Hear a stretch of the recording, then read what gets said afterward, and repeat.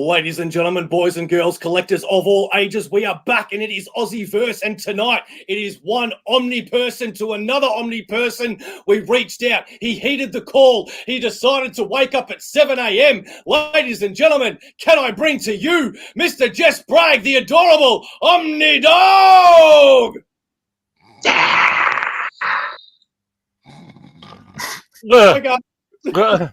Hey. Oh, you've all got masks. That's awesome. We had to do it for you, mate. We had to do it for you. Let's effing do this. Oh, Omnidog, thank you so much. Who's the mask that SingleIssue Steve has? Who's that? That's what I said. So it's not Super Mario. It's a guy from the Australian rules football team that I follow called the Western Bulldogs, and his name is Tom Liberatore. There you go. Oh, nice. I actually know Australian rules football. Yes, I do. good man. Yeah. I met, first of all, thank you for having me on the show. I appreciate it. I got my first meeting with a huge group of Aussies when I took a bus tour after I graduated from, you call it university, back in 1981. Which I think were even any of your parents born then? Maybe SingleIssue Steve. I don't know. I've been around since way before then. And it was a bus tour of Europe for 2 months. And there were 5 Americans and 30 Australians, a Kiwi, and like a South African who we called Baki because of Springboks, right? And thank you. Yeah, that's my handle right there. And we had so much fun, and I learned so much Australian slang and all the but I haven't heard, the one thing I haven't heard is I think I talked to Beau about this. They called every day we'd stop by the side of the road in this big Kontiki bus, and they'd make salad rolls. Has anybody heard that expression? Okay, you have. Yeah, 100%. Yeah. Okay. Yeah, we'd make. I've asked other Aussies, and they're like, "What are you talking about?" But they also introduced me to Vegemite, which was awesome. I had to. I had to. Hey, Beyond Comics is here. Welcome. I think I had to import it. In America, all they had was Marmite, and that stuff's awful. Yeah, Vegemite's way Vegemite. better. Better than Marmite. Oh, James is here. Nice. Oh, up on time. Yeah, I was 2 minutes late. Anyway, yeah, that's where I learned that I have a very small capacity for alcohol compared to pretty much everybody else in the world. The Aussies, they knew how to drink, and I did not. not to paint all Australia with a brush, but those. Well, you're not far off the mark, though. I mean, let's call it what it is. We do like to drink here in Australia. And, you know, we just want to say, man, we are more than rapt to have you here because we never do a show on a Saturday night. These guys usually have plans and family commitments and all that sort of stuff. But I have been telling these guys all about you for the last God knows how long, and they all wanted to meet you individually. So This is just an absolute dream. Thank you so much, man. Oh, thank you for asking me. This is great. As long as it's not Foster's, yeah, that's right. Foster's is for the tourists, right? And I think that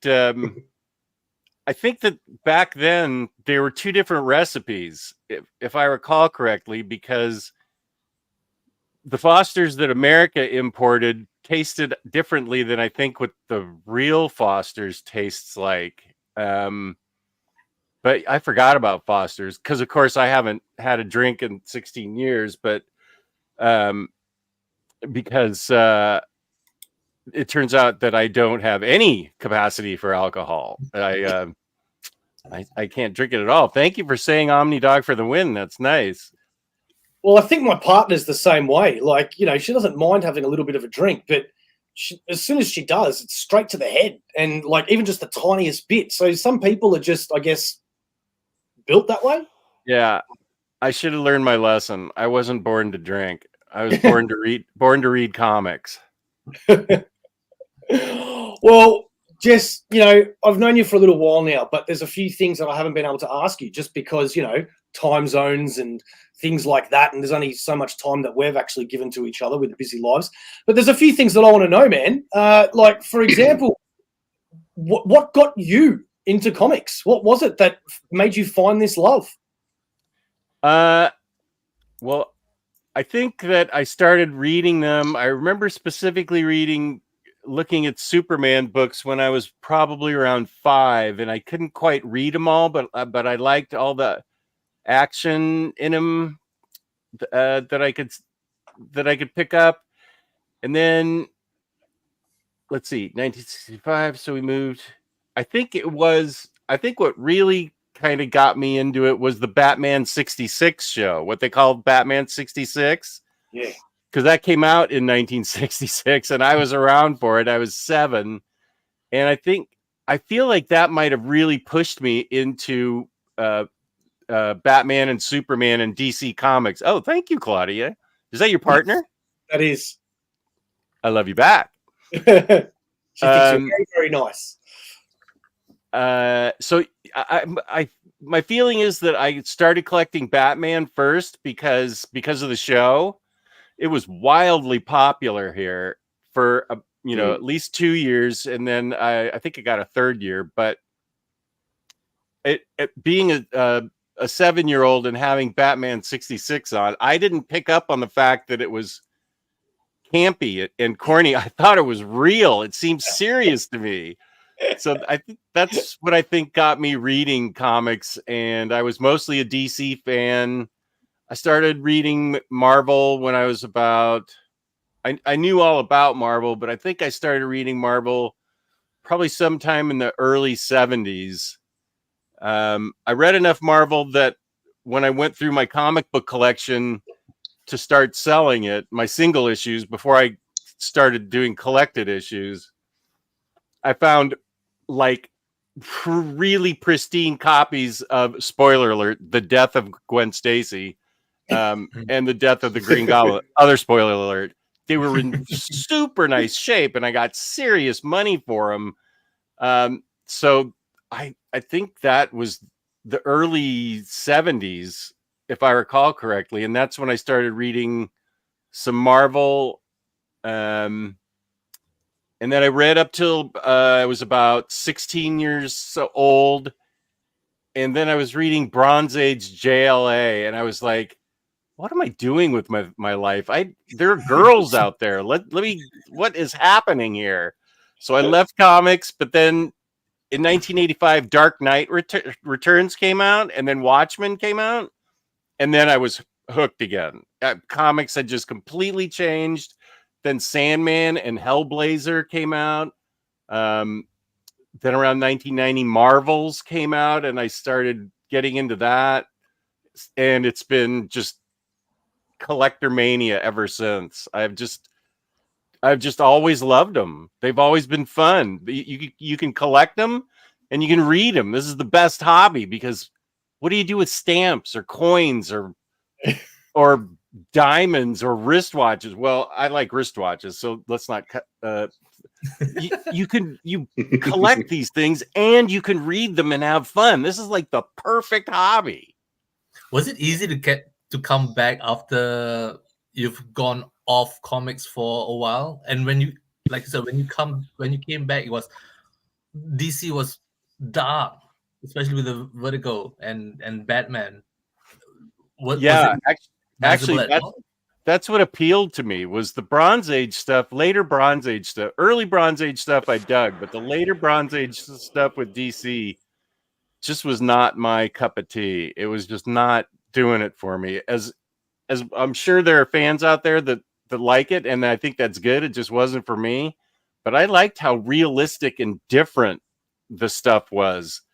It was dark, but it also seemed like it was for grown-ups too. And let's see, I was in my 1985. I was in my mid-20s, so it was just the right tonal shift where things got really interesting at DC. And I was like, what is all this stuff? And Swamp Thing by Alan Moore, that came out. I'm pretty sure that came out in the mid 80s. I latched onto that. And there weren't, I had a tiny comic book shop that I went to. I live just outside Washington, D.C., and it was just a tiny store that I went to, but they'd let me have let me have a pull box, and so I just did whatever the mainstream titles were, plus all the Vertigo titles. And then so so I collected single issues for a long time, and then I discovered there's this place in Annapolis, Maryland. I grew up in California, but I moved out here for a job, met my wife, and ended up staying here. There's this place called Third Eye Comics in Annapolis, and he introduced me to so much good stuff in collected edition form, and he's the one that got me into all Marvel collected editions. Like I hadn't read any X-Men or anything, so he hooked me up with the omnis of New X-Men and Astonishing X-Men and Uncanny X-Force, and then I was like, this is great stuff. I love this stuff, and it's easier to read for me in collected form. I had boxes and boxes of everything. It used to be growing up, there was they were one and done issues, and then when I got back into comics, everything was like 6-issue arcs. And so I had to wait until all 6 issues were out, or 12 sometimes, to read the run. And he got me into collected editions. And that's all I've been collecting ever since then, because it's so much easier for me to read a story straight through. Absolutely, mate. Absolutely. I've been talking a long time. Sorry. That's what you're here for. This is all about you. So ever since then, no turning back. No turning back. And it was around let me think, 2014. I have no idea how anything works in the internet world, because I don't follow Twitter or any other social media or anything, but somehow I got onto Tumblr, and I found Riley Moore's, I can't even remember how I found it, but he was Riley back then. He's the Omnibus Collector. Back then, he was putting out on Tumblr these collecting, like he was already mapping out books, like this is what should be in the next X-Men book, and if you want to read X-Men, or if you want to read, he was putting out reading guides already. And he and I became friends over Tumblr. And then the next year he started a Facebook group, the Omnibus Collectors. The Omnibus Collectors collected comic. I can't remember what it's called. It was all about collected editions. And the idea was, because at that time in 2015, everything was a whale. It wasn't like now where it's reprint city. Back then, once a book was out of print, it was gone. Like Annihilation was gone. Captain, I think Capped by Brubaker was out. Daredevil by Bendis and Brubaker, those were always out of print. And thin trades were out of print. And eBay and Amazon were charging an arm and a leg at the time for them. And so he said, this Facebook group is strictly for people to help each other find books in the wild and sell them for cover price or less. So I joined that group because I also did not want to pay $300 for Silver Age X-Men, the first volume. This is the best. Everybody's like, we want Thor Volume 1 and X-Men Volume 1. And then they finally got them a couple years ago, and they were like, oh, This stuff's really not that good. Whoever paid $300 for that Silver Age X-Men is probably not happy when they finally read it. But I got the name Omnidog because this is my first dog's face. I had it printed into a mask because this is my avatar on all social media. And I would help people find books at cover price or less, because at the time I was an individual investor in the stock market, and I was a Mr. Mom till my daughter graduated from high school in 2009. So I had flexible hours, and I would travel all over trying to. People would give me wish lists at one point. It became so popular, but I would try and find them. I would do my best to go out in the wild, all over the place, to try and find these out of print books for people. And so that's how they gave me the name Omnidog, because dog picture and omnis. Somebody started calling me Omnidog, and then yeah, that's I've how it's always wondered how you came about with the name. Yeah. Somebody, I can't remember who the first one. Sorry. What was that, Aaron? Is it because you were sniffing out the best deals? Well, that's a good one. This is what my picture is always on social media. And so first there were a lot of dog jokes, like how does a dog find all these good deals and stuff. And then somebody tagged me with Omnidog, and then that's what it's always been ever since. Yeah, it's funny because I think I started collecting omnibuses hardcore about let's say 5 years ago, and I think I started buying them at the perfect time, because back then there was probably about, I don't know, let's say 30 out of print books that I never thought I'd be able to get, and over the next 5 years I was very lucky to be able to slowly get them, where now I think there's probably maybe like 5 that I can't get my hands on, where everything else is being reprinted. The omnibuses in Australia now are very, very expensive. They are on the average $200 to $250 each. So it's a lot harder to collect in the last year or so. I don't know why, but they've gone a lot up. But still, I can't imagine being a completist like myself that feels like they need everything and trying to go back and get all these books now. It must be a real pain. I envy those people that don't need everything and can only collect what they love and what they want. In fact, that leads me to another point. I wanted to thank you, Omnidog, because I went and watched one of your videos the other day, which I don't know how old the video was, but it was a video that you made of curating your comic book collection for your own love, not to have the books just because you can get them. And I watched it, and I saw how many books you were selling that you, not that you hated or anything, but you just knew that you were never going to read again, and you were only keeping them just because you could. So you sold them. I went straight to my comic room here, and I'm like, that's it. I'm going to do it. I need more room. I've only got this one room that I can have books in. I need more room. And I went and out of I think 450 Omnis, I went and I picked up 5. But That's at least it was 5. And I went, you know what? I'm never going to read these again. I've just got them on the shelf just cause, and I've gone and I've sold them. So thank you very much for that. Oh, well, I'm glad I could help you. I remember that video. That was the thumbnail was the stacks all around, and I stuck my face through the big stacks. Yeah.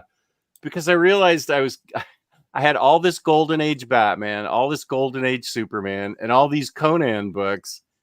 And I was like, I'm just never going to read these. I just am not going to do that. And that started my realization that I had to stop buying everything.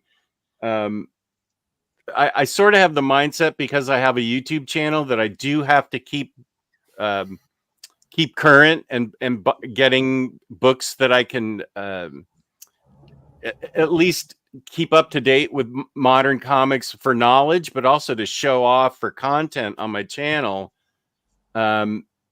So the point was of that video was, yeah, to constantly prune your collection, give it a real look. You know, every couple of months or so, look through your collection, and are you really going to read that book? Or are you going to reread it? If you read it once, are you going to read it again? And this is me to myself, not you guys, or people in general. And if you know, I'm obviously older than you guys, so I don't know how much time I have left to read all this stuff. I have a ridiculous amount of books, and I bet I've only read 25% of it. And so I had to think, am I really going to read all this stuff, or is my goal to, you know, die at 85 with $50 in my checking account and leave it all to my daughter to deal with? Actually, that's a really good idea. Spend all my money, die broke, and have somebody else deal with all of this. Okay, I just changed my mind. I'm back to buying everything. Oh, well, thank you. It's an investment. It is. Oh, yeah. I know it's so hard. I understand for international people to buy stuff. The cost, as Beau was saying, is expensive, and then shipping costs. If you want to get something cheap from America, shipping costs like wipe out the savings almost. But I don't know what happened. Sorry, I cut you off. No, that's fine. I mean, I'll finish the point is that I'm constantly curating, and the real eye opener was when we moved. We sold our house last year in January of 23, and the last half of 22, we had to pack everything up. And by we, I mean, I hired guys to pack up my books. There were 85 huge boxes of books that got put here. 85. And that doesn't even include my statues and my toys and my vinyl. And we moved into a smaller space. And my wife just looked at me and said, "You have too much shit. You have just got to cut back." And so I'm curating my toys. I curated my statue collection down to the bare minimum, but I'm still curating books. I'll be selling books probably at least for the next 2 years. I just have way too many that I'm never going to get to. So it's constantly going on for me. Yeah, I was going to say, Jesse. Sorry, no, you keep going, mate. No, mine's the next question moving on. So I just don't know what happened in Australia, where it used to be on average. I said this to Omar as well, that the omnibus prices were about $100 to $125 on average, and then the bigger ones were about $150. But now, in the last 12 months, something has happened here where now the average one is about $200. The really small ones might be about $150, and then the normal sized omnibuses are about $175. But more or not, they're $200 plus, and it's just, how do they expect people to be able to keep up with a collection with that sort of money? Yeah, that is seriously expensive. Yeah. So I was always proud of the fact that I could always keep up with my pre-orders. And since this has happened in 2024, it's the first time where I'm now, this is what I haven't pre-ordered yet. This is what I haven't. Now I've missed it. This is what I haven't. And now I've got a list of omnibuses that I'm like, oh, I need to get, like X-Men 2099, and there's a whole bunch. Do you really though? X-Men 2099? Yeah. I thought you were going to be more selective because of how expensive they are. Well, yeah, exactly. And I'm getting married next year as well. So yeah, I am going to try and cut down as well. Oh, Is this what the issue is? Is what the Aussie dollar has done against the American dollar? Is that why they're so Doesn't help. expensive? Yeah, one of the reasons. Okay. So, Yeah, most definitely. That and the freight costs as well are just astronomical, as we've already talked about. I'll show you a website later that a lot of Australians used to buy collected editions from, and I did. It was my go-to for a long time, and now I'll show you after the show. But wait till you see the prices. It is just mind-blowing. It is more expensive than what I've just said here, and I've even emailed them, and I've gone, guys, I don't mean to sound like a crazy customer that's hassling you, and I sent them a couple of snapshots, and I've said, this is legitimately insane. Who is going to buy this particular book for that amount of money? You guys were always fairly decent with your pricing, and now you need a mortgage to be able to buy a book. And they've said, sorry, there's nothing we can do about it. The pricing comes from our supplier. And I'm just like, something not right there. So where do you guys get your books mail order from someplace, or do you have local comic shops that you get them from? Sharif is the smart one. well, I used to get a fair amount of Omnis from my LCS, but I found Elon's so great. Saber. Thanks, Elon. so when I found out that there were online retailers out in the US like IST and CGN and more recently OPBs, and they offered considerable amount of discount, I jumped ship, bought my stuff from there, sent to a third-party shipper, and every 30 days, 35 days or so, I get them all shipped in. I did the calculation. I could save about 10-15% compared to if I were to buy from my LCS. And on top of that, I tend to get some out-of-print books from eBay US as well. So more savings for me. This is why whenever you have a giveaway, Omnidog, I'm like, I can participate because I'm just going to send them to Sharif's US address, and then we'll just go halves in the shipping. Oh, okay. That's good. I think also too, just with what you were saying before, just in regards to where do we get our books from locally here, we've actually had a couple of our larger, I guess you could say, online book retailers that have set up shop probably in the last 24 months, two really big ones, including a company called Booktopia, which I used to order a lot of things from. I've still got two Omnis, which I'll never see. I've paid for them and all that sort of jazz. So unfortunately, they went under only just a couple of weeks ago. So yeah, it's getting harder and harder to find things locally without having to spend mega bucks. But eBay's always a good option. Steve, did you have a question? Azza? What's happening now? Steve, did you have a question before? You were wanting... No, we've kind of covered it. So all good. I'll have more, no doubt. See, I feel like I'm kind of different from the rest of these guys because I'm more like the weekend warrior, casual kind of comic book guy. So I don't care about completing the collection. I don't mind. I like the experience of walking into a comic book shop, or even Facebook groups and stuff like that. And I probably piss Bo off and possibly you too, Omnidog, because I will get like issues 1, 2, and then 4, 5, and be perfectly okay with that because I like the hunt. You're missing. What the hell are you talking about? You're missing the middle of a run. And I'm like, I'll get to it when I get to it. I like the chase. Oh well, I understand that. I loved when I was finding books for people. I loved going out in the wild and finding these books that were going for so much money, and I could find them in a comic shop and get them. So I get that, but I don't get how you can have a big gap in the middle and not have it drive you nuts. Yeah, it does to an extent, and then I just kind of go like, you know what, I'm too much of a I'm too lazy when it comes to I'm not that deep into it. So See, I hate hunting.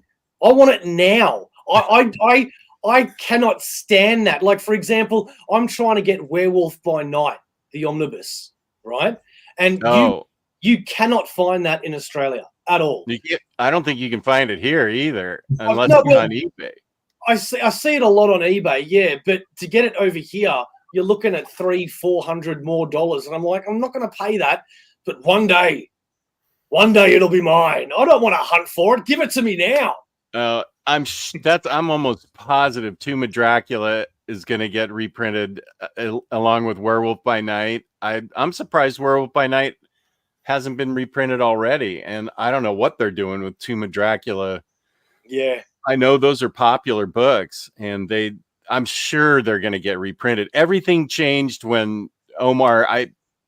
As much as I tease Omar, and he gives me shit back, but as much as I tease him, I genuinely give him credit for turning everything around with reprints and getting things back in print, because David Gabriel at Marvel, people may know, saw a video of Omar's before he when Near Mint Condition was not small. I think it probably had about 10,000 subscribers at that time, and David Gabriel saw a video he made with his family going to Free Comic Book Day, and I remember he called me. We were friends enough that he called me on the phone and he said, "Dude, you're not going to believe this." I'm like, "What? Is everything okay?" And he told me this story about how David Gabriel wanted him to be, like a comic book advisor on YouTube and break all their breaking news, and they wanted to understand the market through Omar, and they picked the right guy because he knows so much. He not as I don't know if I would equate him with Peter M, because Peter M has a mutant power of knowledge in his head that he can just pull. But they listened to Omar. He said, "You guys need to reprint these books. They're out of print, and you need to be putting these books out new because people want them." And giving Marvel credit, they listened to Omar, and I think that completely changed the collector market for collected editions. Yeah, he's definitely a shining light on this industry. It really surprises me how well he does his job, because you have a lot of YouTube channels like us, for example, that we talk and we play games and we give each other shit and we review what we like and talk and all that. And in a perfect world, I would love to be able to turn the camera around, have just my hands showing and doing book reviews. And I could do it, don't get me wrong, but I could not do it to the extent of knowledge that Omar has. It really impresses me. Even with his breaking news of omnibuses, he doesn't just turn around and go, "This omnibus is coming out May next year." He'll then go into what the omnibus is. And I'm like, how does he know? How does he remember all of that? Like, I would have been YouTubing and Googling and Wikipedia. It's amazing. Yeah. And he works hard. There's a video out almost every day from that guy. Yeah. And I'm already on 2 videos with him this week. This coming Thursday, I'm going to do a Deadpool Evergreen show. And then Friday, I'm doing a show with him on the new DC catalog that came out. And those are just live shows. And I've already got a bunch of live shows lined up because I like doing live shows better than doing pre-recorded, which is why my channel's not growing, because I don't put out any pre-recorded videos very much. But he has something all the time. That guy works hard and editing and stuff. I get these phone calls from him and he goes, because I don't do editing at all on my pre-recorded videos. I'm like, I garbled up 55 words in that one. Fine. At least it wasn't 100 words. I'm not, and I got my facts wrong. Too bad. I'm not editing, because he calls me up and says, dude, come kill me. I've been editing for 8 hours. I'm like, oh, that doesn't sound fun at all. So I don't do any editing. I am just like one take out. Yeah. And that's why Instead it of amazed hard work. me. It amazed me that how he was able to put time aside. I mean, plan everything out while he was away on holiday with his family. I mean, the amount of planning that he had to do, get friends on to get enough material to cover for the week that he's away. Oh, amazing. Yeah, well, you know, he's under official contract with Marvel and Disney, so he has to put out a certain amount of stuff, and he really had to hump it to get all that stuff out and load it up to be ready to go. So yeah, he puts in the work and he has the knowledge. That's I think why he's so successful, and he's a fun, colorful personality. He's genuinely funny and genuinely quick-witted, and I love doing those shows with him, just because I've been doing Marvel previews with him for a couple of years now, and the group he gets on with, like Peter M. and Lars and stuff, and Curtis. I will die laughing at least and fall out of my chair at least once or twice during those shows. And then the evergreen shows, that's where I really start laughing, because then we're attacking each other on why we hate each other so much, and we don't. It's all love. So there we go. It's all love. Oh, Yeah. So Here, I got balloons and confetti and stuff. Let's go. There's confetti.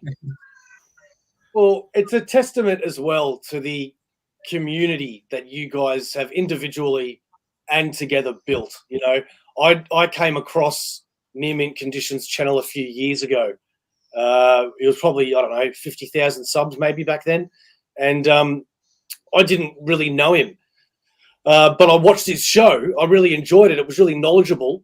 At that time, I was really probably only watching Comic Storian to get stories out on YouTube that I couldn't read myself.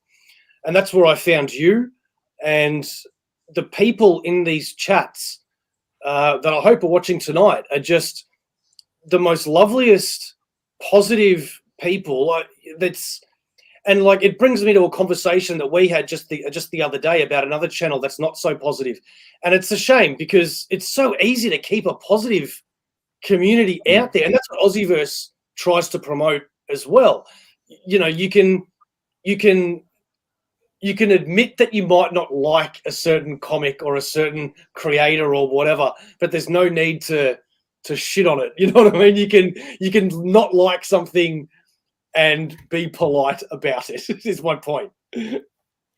Yeah, and when you get I don't want to get as big as Omar. I'm probably sometime early next year gonna hit 10,000, because I'm close to 9,000 now, and I don't want to get any bigger than that, because once you get as big as Omar at 100,000, you're gonna start attracting a bunch of other people into it who may not necessarily be positive. Like right now, I have a super positive community. That's a good point. Like if I put up anything on, I won't bore you with the details, except that the reason I couldn't be on yesterday was okay. I'll bore you with a tiny amount of details. I have a pain pump. It's like right here, stuck under my stomach, right under the skin, because I have a chronic pain condition and they can't do anything about it because they don't know what causes it. So I've got a pain pump, and the medicine's in the little canister here under my stomach, and then a catheter goes to my spinal column and it drips the medicine in there. And the company, shipped it late, and I was supposed to get it on Tuesday, and then it didn't come in until yesterday, and my pain pump was sending off the emergency signal that it was low. Like I only had a couple days left in the reservoir. So I had to get in there yesterday at 8 a.m. to get this thing refilled, or I would have been in the ER this morning. Jeez.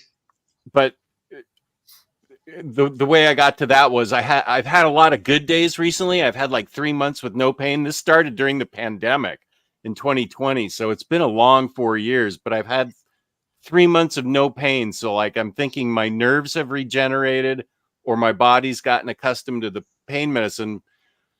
But I would post regularly, sorry, I can't do the live stream today or something in my community tab on YouTube. I'm just not feeling well. I'm in pain in bed. And oh, thank you. Much love back to you. And the community I would get like hundreds of people saying how concerned they were for me and how worried they were, and they hoped that I would get better. And viewers, I'll call them fans, they send me stuff all the time. I could turn around and find, wait a sec, here's this other stuff. I could turn around anywhere in this room and find tons of stuff that people have sent me just out of the kindness of their hearts. I have a friend in Sweden that sent me this Madman print.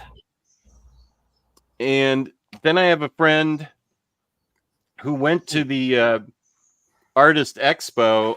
As you can tell, I love Madman. And he got Laura Allred and Mike Allred to sign this. Yay, Omnidog, because this was right after I interviewed Mike Allred. Oh, sweet. People send me... I've had people send me all kinds of stuff just out of the kindness of their hearts. And I don't ask for stuff, but people are so nice when they send me stuff. I have a whole binder that my wife made for me that's called Omnidog's Fan Mail. And people send me tons of stuff, and I get messages on my email. How much I help people, like if they maybe they suffer from depression, or maybe they hear that I'm in 16 years of recovery, how I've helped them, people that are housebound, how I help them pass the time, and how important my videos are. And I mean, that's an amazing thing to have. When I went live in 2017, I just hoped I'd get 50 viewers and 50 subscribers, and that my family would watch. That's all I wanted. I had no idea that, and I'm not trying to blow up my ego or something. I'm just saying it's really humbling, but it shows the importance of my not only doing live streams, but also putting out more pre-recorded video, which I'm starting to do now that I feel better. But people are, I mean, I get the most heartfelt letters from people, email, about how they love to watch the show and how it makes them feel better. I'm like, wow, I didn't expect this.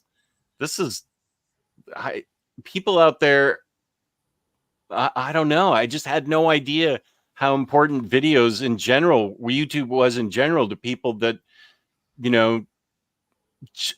just how important it was to some people. Wow. But it's also the other social medias as well, because I'm pretty new myself to collecting omnibuses. Literally, I've got 3. So that's a start. Those finally poisoned me, and I've started buying them. But one thing I've noticed in some of those omnibus groups is just, you ask a question and people don't jump down your throat and say, mate, you got no idea what you're talking about, or that they go, this is the sort of thing that you're looking for. These are the price points you should be looking at. It's just really, really positive. Yeah, I try to be positive. Yeah, that's right. I try to be super positive. on my channel, I always say everybody's opinion is valid as long as it's respectful and doesn't contain hate. Because a book I love, somebody else, it didn't hit with somebody else. And instead of jumping down their throat, how could you not like this book, you moron? I'm just like, certain books hit certain people differently. Like my number 1 or number 2 books of the year, my top picks, those will be picks that sometimes people would just say, I didn't care for that book at all. And you realize other people, oh, there's Max. What's up? You realize, hey, CNSSS, what up? I'm glad to see you. Oh, I'm glad. Yeah, I did my schedule last night. Where was I? Positivity? No. Oh, opinions. And it's the same with, comic books are the same as like movies and TV. Some people will like a movie and some people will not, even if it's, here's a perfect example. I had a good friend of mine, Tyler, come up from Mississippi a couple of years ago, and he and I met through the Facebook group, and he and I are good friends still. He and I went to see Thor: Love and Thunder, and he and I got out of that movie.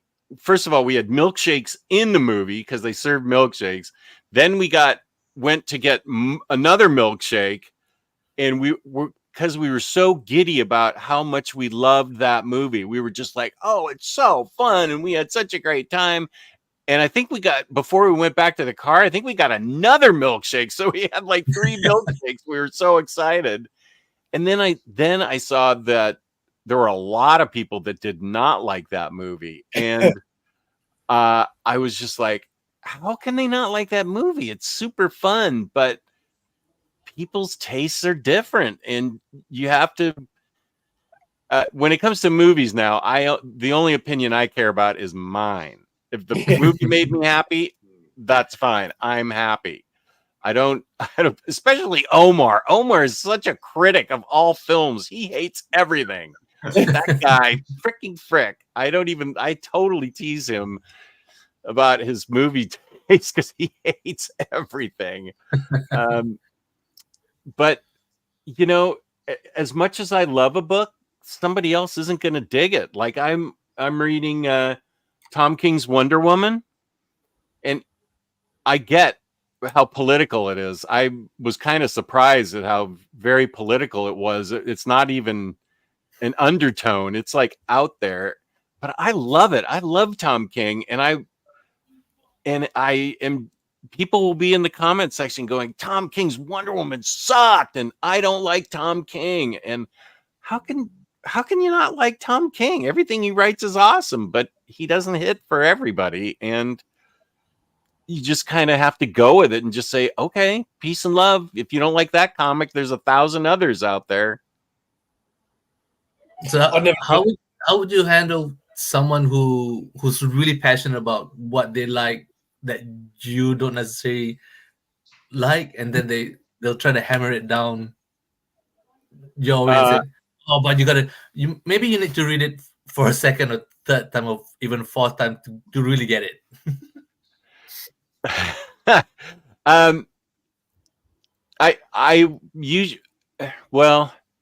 Usually I generally would just say it's not for me. Let's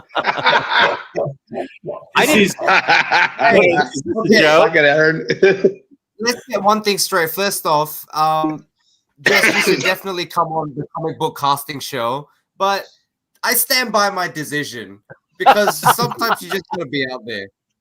Can you believe this guy, Omnidog? We had a casting video. Christian Bale as Superman. No. No, it's a good choice. What does this come from? You had a show casting? Yeah, we've got a segment on our show where we cast our favorite Justice League or X-Men or whatever. And some people just get the answers completely wrong, Aaron. There's no wrong answers. It's subjective. This was the creative direction we wanted to take. take the movie in. That is hilarious.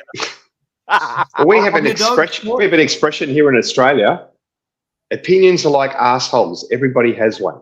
Yeah, we have that in America too. I hear that too. Yeah. And they all smell great. That is hilarious. Christian Bale is Superman. Yeah, I loved him as Batman. He was great as Batman. Some of these guys' choices. What did you have, Steve, for James Hetfield? Who did you cast him as? James That was the Hetfield from Reed, Metallica? Reed Richards. And I had James Alf as the Thing. Come on. That wasn't our serious one, though. That was our mess around cast. Kevin Hart as Dr. Doom. Who is Dr. Doom? Kevin Hart as Dr. Doom. That was our joking. Yeah, we went real back with it. Bo, you need to send me a link to this show. I gotta see this. This sounds hilarious. Yeah, I don't know if you ever saw the other one that I told you about. It was a while ago, but then it came out much later. The other game show that we've got on it, where we call it Devil's Advocate, where we have two members of AussieVerse, and you pose a question or a statement to the other member of AussieVerse. You put a minute up on the clock, and you have to defend that statement even if you don't believe in it. And you try to mess the other person up. For example, I said to another member of AussieVerse that isn't on this show today, I said to him, it shouldn't have been called The Walking Dead. It should have been called The Pogo Stick Dead. Go. And then he had to defend that. And he's like, well, it should have been called The Pogo Stick Dead because that would have been a lot more scarier if you had zombies on pogo sticks coming at you all the time. Oh, send me the link to that. Those are great ideas. You guys have a lot of fun. Those are really great ideas. Well, that's what we try to do. We can't break announcements. We don't really do reviews on books that much, so we try to just make fun on our show. Another thing we do as well is Steve is our metal music guru, and we've started breaking off into music. And Steve does his own 5 minutes of metal segments, and every time we go to gigs, we take footage and upload it as well. So that way, it's more of a not just comic AussieVerse, but other things in the Australian verse. It's more pop culture. Yeah. I'll have him send me the link, like in the private chat or something. We're talking. I'm curious to see your castings. Yeah, we should have you on for it one day. That'd be definitely. I'll be on any of your shows that are as fun as that. Those sound hilarious, especially defending the pogo stick dead. That's hilarious. One of the funniest things that I remember watching your show was you were saying that people send you stuff out of the kindness of their own hearts. I remember watching one of your live streams, and I think it might have been News Pooey. He sent you a hamburger during a live stream. It was Cycle Cleveland. Psycho Cleveland, okay. And all of a sudden, Jess is doing his normal show, Omnidog and Omnicat. Oh, no, I don't know if Omnicat was on that one. I think it was it was, and he sent me, Cycle Cleveland has been my most loyal, longest fan. He's been with me since the beginning of the channel in 2017. He types in all caps all the time, and the first disagreement we had, this was back in like 2018, was he wanted. Are you familiar with the group Gang of Four? No. Gang of Four. I think I've heard of him. They were from the 80s. They were so good, and they were a British band. It's hard to describe them. Their music wasn't quite punk. It wasn't metal, but it was something different. They have I can't go pull my vinyl right now. But Gang of Four, they were pretty groundbreaking because they had really sharp angles in their music and really good singing. They got really political about a lot of stuff. And so he was always arguing with me, like, what is the best Gang of Four song? And I'd say my opinion, and he'd say, wrong. It's blah blah blah, and he would stay on that for like a year. We were arguing, and I would just say, "You can't tell me what are you doing?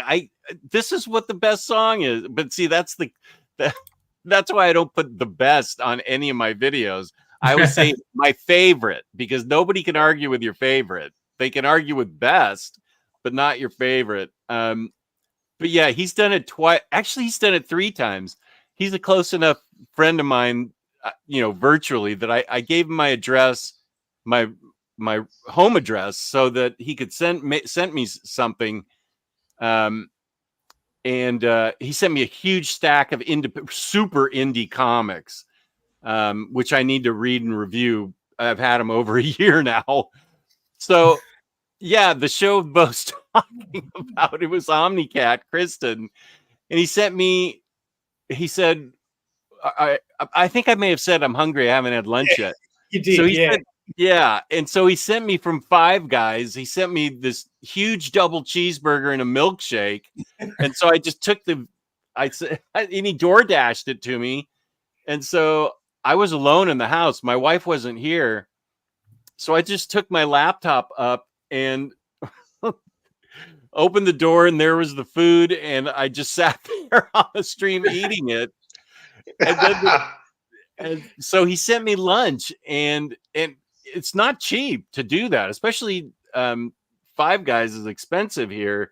And then you add in the DoorDash fees. Then the next time, 2 weeks later, this was really good, because he got me like a smoothie and a turkey wrap from Smoothie King or something.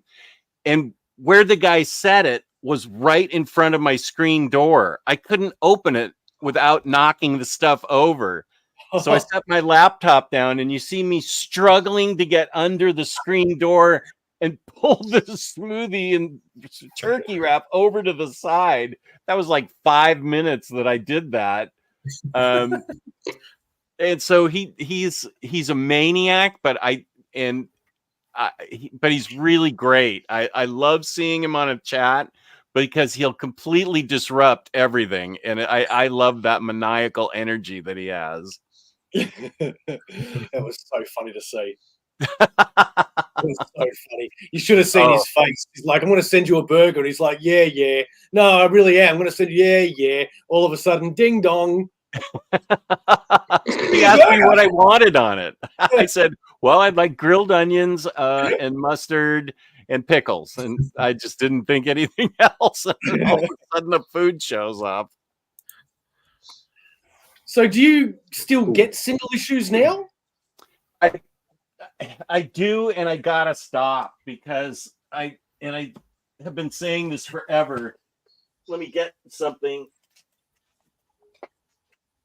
Because I have to stop doing this, because some of these things are expensive and I'm running out of room, but I like to collect really cool covers. Like, here's a really cool Scarlet Witch that I got. There we go. And this is by Puppeteer Lee, I think. And I just love this cover. And I think this is by Nathan Zerdy. And I just buy these covers because I think they're like artwork, and I just think they're gorgeous. But I can't keep spending the money on some of these things because they take up so much room. But I have a thing for Emma Frost, so I collect a lot of Emma Frost covers. I have a ton of Harley Quinn covers. Let's see. Here's a Harley Quinn cover that I like. Oh, nice. Yeah, that's cool. That is really cool. Yeah, and then the DC Pride Poison Ivy cover. God, these are beautiful. Another Poison Ivy cover. And I feel like they really feel like artwork to me, but the boxes are starting to pile up. Let's see. Oh, and I'm a big Adam Hughes fan, so I love Adam Hughes covers. I like Tigra, so I got this one because I thought that just looks so boss. I think this is Art Germ. That is a great cover, yeah. Let's see what else. I'm a huge David Nakayama fan, so I have his art in my other room framed and hung up. And I posted that on Instagram, and he said, you know, he and I got into a conversation about it. He was like, "Thank you so much for posting this. He's the one that did this." And so I like a lot of his stuff. And I met him at Heroes Con last year. And so he knows, he sort of knows me, but his stuff is what I have framed in the other room.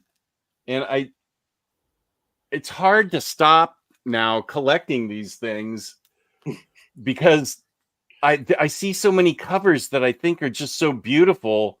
Wait, there's another one. Here's one I don't even know the storyline to, and I just thought this was such a cool cover. I'm like, I don't even know what's happening. I haven't caught up on Venom yet. I think this is like the storyline is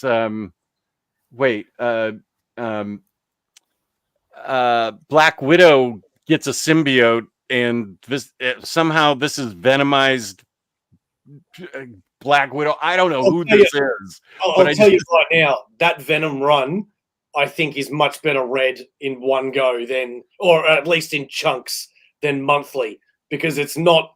It's a little. Yeah, I don't know the description that I'm trying to put, but you know how there are some readings that are much better in chunks than monthly. Yeah. That Venom run, in my opinion, is one of those. Is this by Rom V or Al Ewing? I think at that stage it's Rom V, but then later it's Al Ewing. Okay. I can't remember exactly. I like Psylocke too. So here's a really cool one of Psylocke. Yeah, I haven't caught up on Venom or not Carnage. What am I thinking of? Oh, and here's okay, wait, I'm not done. See, this is what a sickness it is. I'm just, God.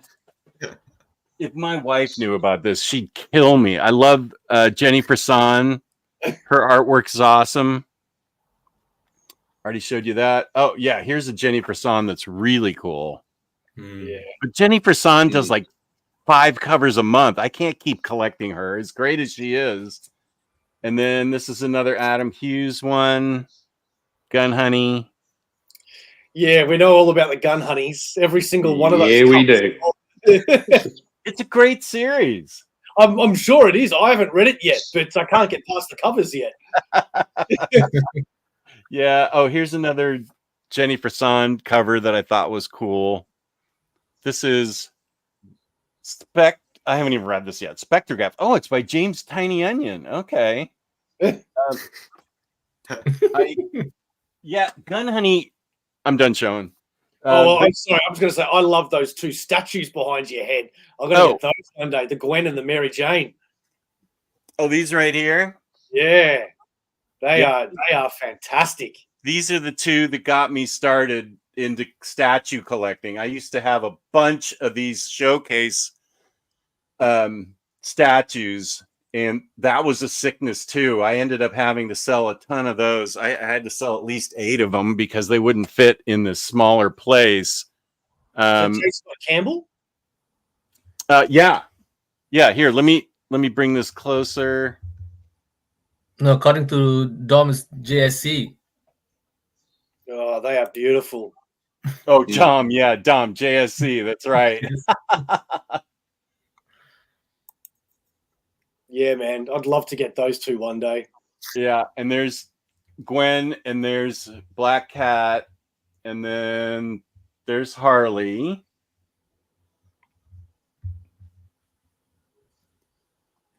Oh, yeah. Thank you, Max. That's really cool. I appreciate that. And then, like, over here is my Harley collection. Yeah, you're a big Harley guy, aren't you? Yeah, I love everything Harley. Even the bad books, I still collect and love. And then up here, let's see, there's Emma, Scarlet Witch, Magic. And those are all part of the same line. And there's X23 Laura, she's from a different line, but she she fit in size wise with these guys. Yeah, I love Magic. Yes, God, she's so great. So there. Oh, and there's a Harley hot toy from the movie. She's got the sandwich in her hand that she wanted from the Birds of Prey movie. Let's see, what else can I show you? Let's see, I can't. Oh wow! These are all Adam Hughes design statues. Let's see. This is my Adam Hughes case. These are all Adam I love Hughes. that super girl. That's great. And then we've got Zatanna and Hawkgirl and Black Canary. Then on the bottom, Gotham City Sirens. Yeah. They're Yeah, nice. I need to do a room tour here soon. Now that everything's getting close to being, everything's kind of organized now. It's taken me a while. I have some hot toys up there that I can show you. Just a sec. It's a cool little room tour already. The sneak peek. Yeah. Thanks. We're privileged. Turn on basement 4. Alexa, turn on basement 4.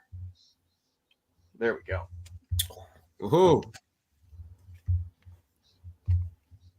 Let's see. I'm gonna untether from one thing. There, okay. So there are my hot toy Spider-Man. Oh wow! And then there's a button collection behind there. Pin collection, rather. And that's, you can't really see him that well, but that's Miles right there. Yeah. Yeah. That is No Scarlet so Spider. Sorry, Bo. You're missing the Scarlet No Spider. Scarlet. Oh, that, yeah, I haven't actually read any Scarlet Spider, but I understand Bo's connection to him. I also collect little. Oh well, there's right here on my desk is some Mafex stuff. Okay, let me get. God, you got books everywhere. Oh my God, it's crazy. Wow. Let's see. Can you see these guys? Yeah. Yep. Okay, there's Psylocke and Catwoman. That Catwoman's a Mezco, but there's Harley. She's a Mafex. Wonder Woman's back there. Oh, have you seen this? This is. I did a video on this. Yes, I saw that. Yes. That's awesome. Yeah. How good's that? There, Oh. I am Iron Man. That is amazing. I would love to get a Spider-Man of that, wouldn't you? That'd be fantastic. I think. Well, they had other. You didn't have to get Iron Man. I just did it because I thought it looked best. But they had a couple other bodies you could pick. Elon, that's a Zatanna cover. There was a 1 in 25 variant, and that thing sold out almost immediately. I did get the cover, but I got not the Virgin cover, the 1 in 25. I got the one with the trade dress on it. That cover killed, and it was super popular. It sold out in a second, and it was going for $60 almost immediately on eBay. And I thought, I love Jenny Frison, but I can't just spend that kind of money. It was Jenny Frison number 2, the Zatanna, whatever her new comic is called. I can't think of what it's called. But yeah, I did get it, Elon, but just the regular trade dress, the 1 in 25. Just her 1 in 25s just seemed to sell out almost instantly. I think there was another one recently that I couldn't get. I can't remember the character, but it sold out so fast. Eli was a really good guest on your show the other day. I found him quite entertaining. Oh, Elon? Yeah. Oh, he's awesome. I love Elon. Alexa, turn off Basement 4. Washes out my background. That's a bloody ripper. That's a bloody ripper. That's a compliment, right? It is. Correct. Bring down the house. Yeah, Zatanna. Thank you, Elon. Yeah, Zatanna, bring down the house. Yeah, Elon was a good guest. We had fun. He even gave away some books. Oh, that's right. Yeah. Elon, did you send out those books or did you just keep money from them or something? No, he gave away books and he was going to even pay the postage. And I said, fine, you deal with the whole thing. I'm fine with that. But yeah, ever since the Minister of Comics had to take a sabbatical for Batter Days, I've been having a rotating cast of guests, but I think Omnicat, who's very pregnant. Now I have to find a rotating co-host for that show because she's going on maternity leave, and so Elon helped by being on the Omnicat show, and which was great because I love I can tell usually what a viewer's like.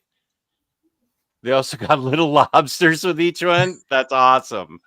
He's in my Discord. He's a bigger lobster. That's his name, and I don't know. Wait, no. Are you bigger lobster or is that Bunk? Bunk has some lobster thing too. I have no idea what these guys are talking about, but yeah. So now I have to find new guests for the Omnicat show because, as I said, she's on maternity leave. So today I'm having her dad, Larry, on, and we're going to talk about the book club book of the month, Geiger. Spoiler alert, it's awesome. Yeah, everybody says that. Oh, so good. And I think Larry and I have pretty similar tastes. I'm sure Larry will probably dug it too. So yeah, I'm kind of scrambling to find. Excuse me. I had Beau on. You were on Batter Days, right? I was, yeah. But I'm always free, mate. Always free whenever you need me. That's great. What time is it there when it's 8 at night for me? Is it like the next day, 2 days in the future? Actually, who wins the baseball game tonight? New York Mets versus whoever they're playing. Well, isn't it Sunday there? So you already know what the box scores are. What I need to place a bet. Who wins the ball game tonight? Yeah, I'm pretty sure how time zones work. To answer your question, I'm used to staying up till 1 a.m. every Saturday night to watch Near Mint Condition. And then after his 2 hours, which makes it 3 a.m., I then hop over to Omnidog's vault and I watch your show. And you go for like 3 hours, dude. So like by the time I go to bed, it's 6 o'clock in the morning. And like I've got to admit, I would love to say that I do this every week because I used to, but I just can't every single week anymore now. I really try to, but oh my God, it's just so hard. In saying that, mate, you need a co-host anytime. I will make sure I am there. Don't you worry about time zones. I am happy. I am happy. Yeah, Beau was great. I am happy to have you on again. Oh, he doesn't need any more encouragement. That's the last thing that bloke needs. Thank you, Javier. Thanks for getting up early in the morning to watch. Thank you so much. Yes. Yeah, that's amazing. Thanks, mate. Oh, ignore that comment. That wasn't important. I shouldn't have highlighted that one. She baseball batted a spider off your back, though. Why did I ever tell you that? I love that story.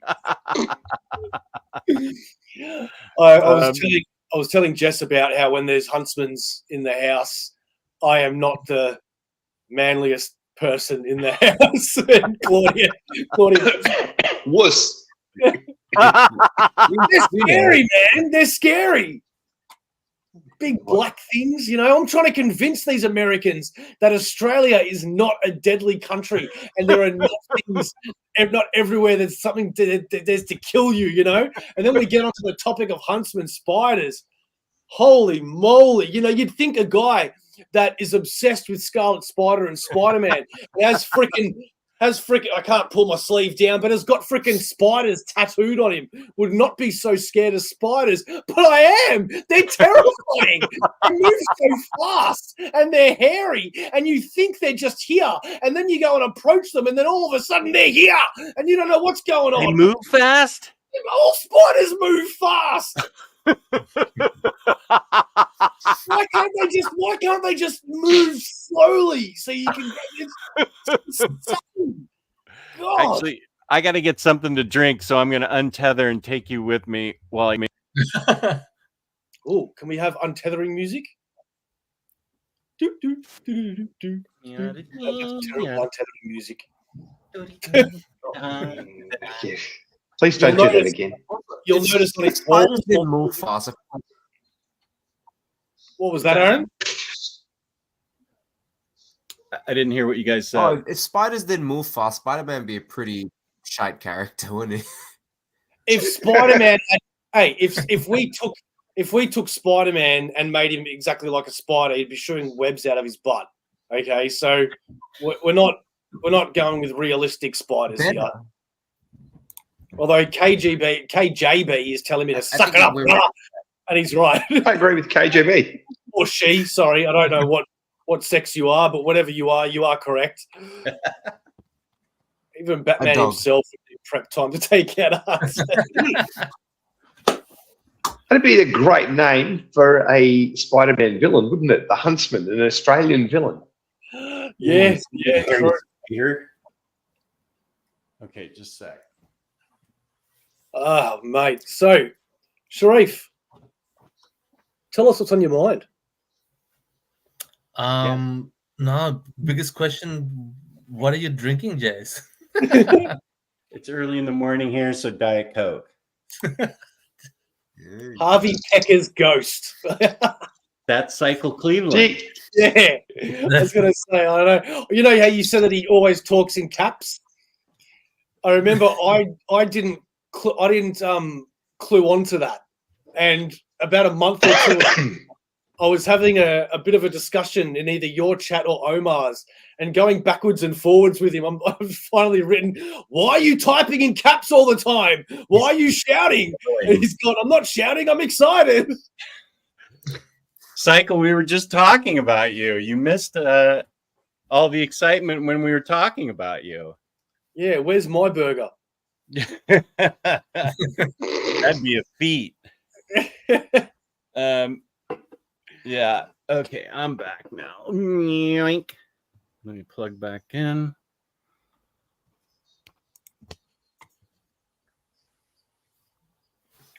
There we go.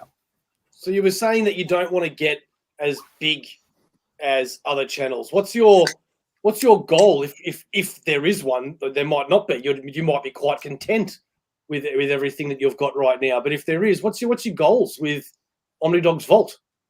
Well, that's a good question. I want to start, now that I'm feeling better, as I said, I want to start putting out more content, pre-recorded videos. And that'll help I think that'll help my channel. I don't know how much it'll help my channel growth, but it'll help keep my current subscribers happy. I'm pretty close to 9,000. I have no control over it, but I think my subscriber growth will probably top out around 10,000. And I think that's just right. Anybody that joins like 10,000 and under, you can sort of control a little bit. You won't get as many trolls as if you're when you get to be like 20,000 or 30,000, or like, Omar, he's constantly having to weed out the trolls. But yeah, I think my goal That's a good question. I think my goal is to just start putting out more pre-recorded content. I love doing live streams, and that's where I get to interact with everybody. Because I think that's so fun to interact with people like you guys, and then with the chat and talk about comics. That's what I really like. I think my subscriber growth will probably top out around 10,000, and that's fine. I can just try and keep those people happy, because there's so many comic book YouTube channels. When I started out in 2017, there really weren't that many, but now, the barriers of entry are very low to become a comic book YouTube channel. So there's a lot of competition out there. I don't know that I can get any bigger than 10,000. So I think, honestly, my goal is to top out at 10,000, put out more pre-recorded content for those people. And I'd like to try and mix up. I've kind of fallen in a rut of just overviews and book reviews and live streams. So I need to find something new. Like I did that 5 most important books to me video a couple weeks ago, and that got a lot of viewers, and it was short and it got a lot of traction. Like a lot of people watched a lot of it. Now, I understand nobody's going to watch all of it, because in this TikTok world, 30 seconds is too long for people to watch a video. So I need to come up with different interesting topics, like my top 5 of something, or 5 books that did this, or something like that. Just something interesting other than what I'm currently doing. So I need to start creating some kind of different content too, that are short, like 10 minutes, that the people will watch maybe the whole thing. It'll be an interesting topic that people would watch the whole thing. Because I do 3-hour-long live streams, like you said, and then I'll do a 30-minute video on something, and that's just too long. I'd like to start doing some shorter things. We've had very similar conversations, because AussieVerse has been around now for 2 years, going on to 3, I believe, and it's been a long road, and we're only up to about 800 and something subscribers, and our goal is to get to 1,000, because that's always been my dream, I guess, YouTube dream, to get to 1,000. And whatever happens after that, I'm fine with. But to get to 1,000 is a lot of work. We're constantly coming up with ideas, and again, it's hard when you can't rely. Like, I think you're very lucky with being able to have a live stream and just be able to rely on the natural conversations that come through the people commenting.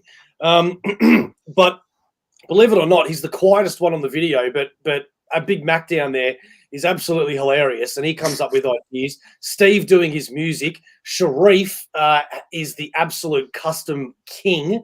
He has his own segment on the show where he does custom books that are just absolutely amazing. Ooh. So between us all, we do get a lot of content out there, and some interviews like yourself, but we still can't get to 1,000 subs. So how long did it take you to get to 1,000? Gosh, I can't really remember. I can't. You're not awake. It's already 8:30. Harvey, come on. I've been up since 6. Wake up. These guys haven't even been to bed. Bo hasn't slept in a week. He stays up all night. 1,000. Let's see. I started in 2017. At least a couple years, I would say. I would say at least a couple years. And then during the pandemic, I think I got a lot more subs then, and it grew faster. like everybody that had a channel, the pandemic made people stay home and look for I actually Sharif, what? Cycle made this video. He's so the video. Okay, in Discord, or actually, I think he can post the link, his YouTube link, where we're doing the Clash. It's the Clash video for Rockin' the Casbah, and Yeah. he has me. He has a clip of me going, Sharif, don't like it, and he just keeps randomly putting it into the song, like he has a clip of me that he sticks in the song. But then he did this epic crossover with me and Charlie XCX for 365, the song 365. It's it is an amazing work of art.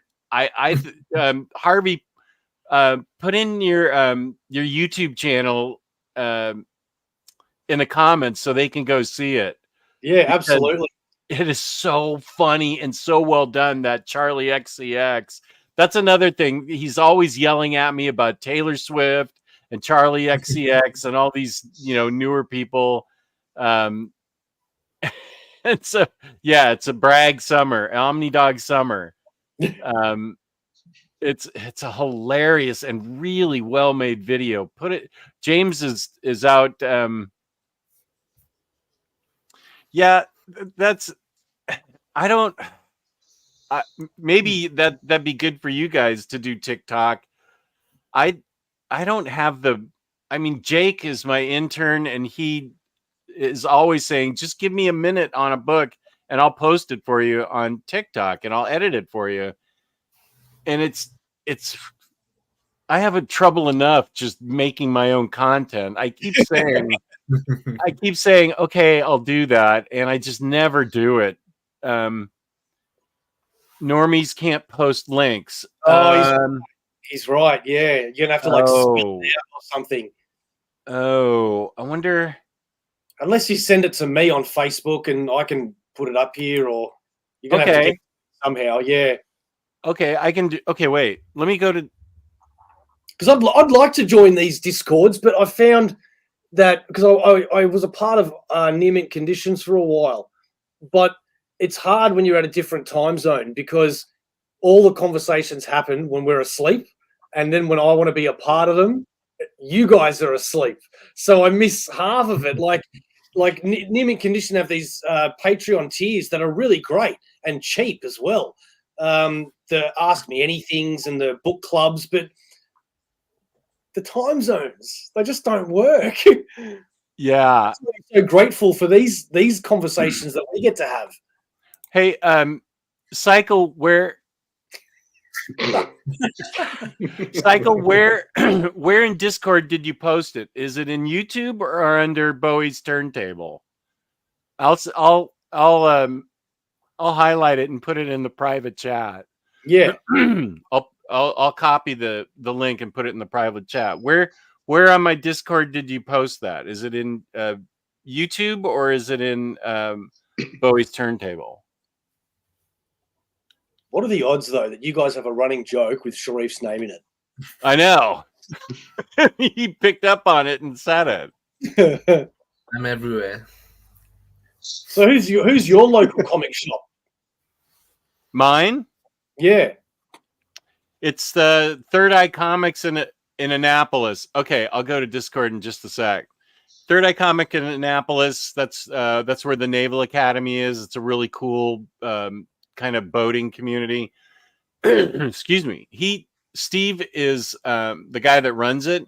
He started out when I started visiting him in 2008. He had just opened Third Eye Comics, and it was dinky. It was small, but it had really good selection of everything. Very friendly. Then he moved to a slightly bigger place. Then he moved to a slightly bigger place, and now he has a gigantic store in Annapolis, and right next to it is a vinyl store of his, and then next to that is a game store, like board game store, and he's got like 5 other just comic stores.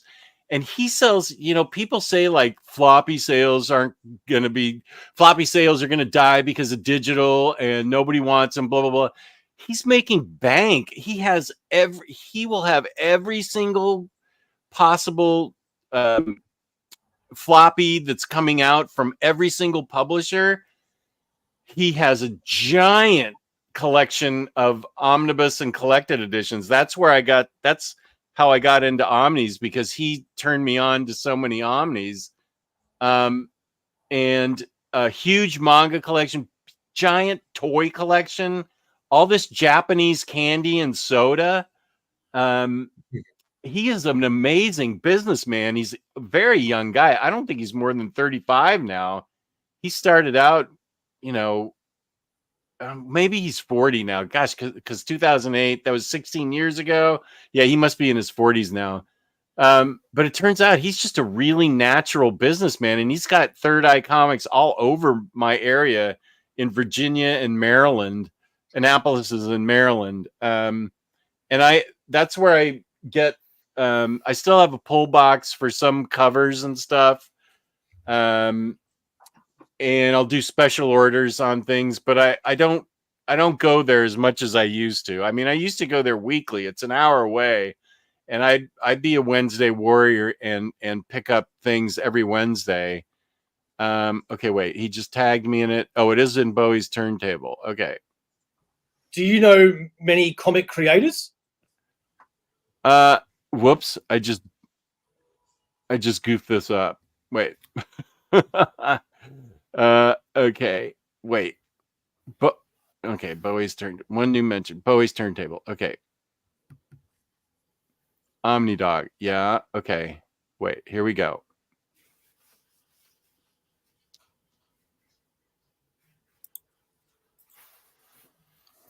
Okay. Oh, I don't want to play it. I want to go right to the site because I can't. Let me mute myself in case I accidentally play it. I don't want you to get demonetized. Yeah, no worries. Okay, just a sec. James!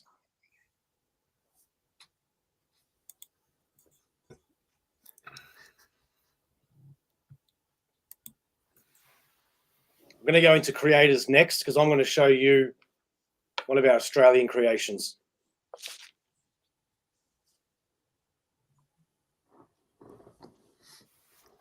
You need some ambient waiting music.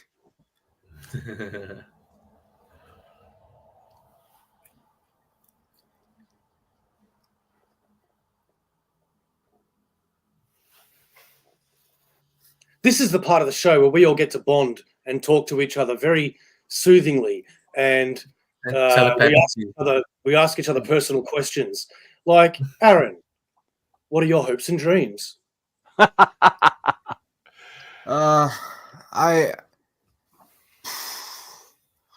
hope for more energy and a brighter future.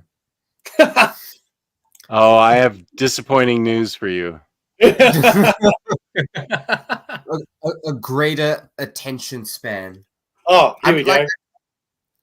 Yeah, I put it in the private chat, so you can post it on your Facebook.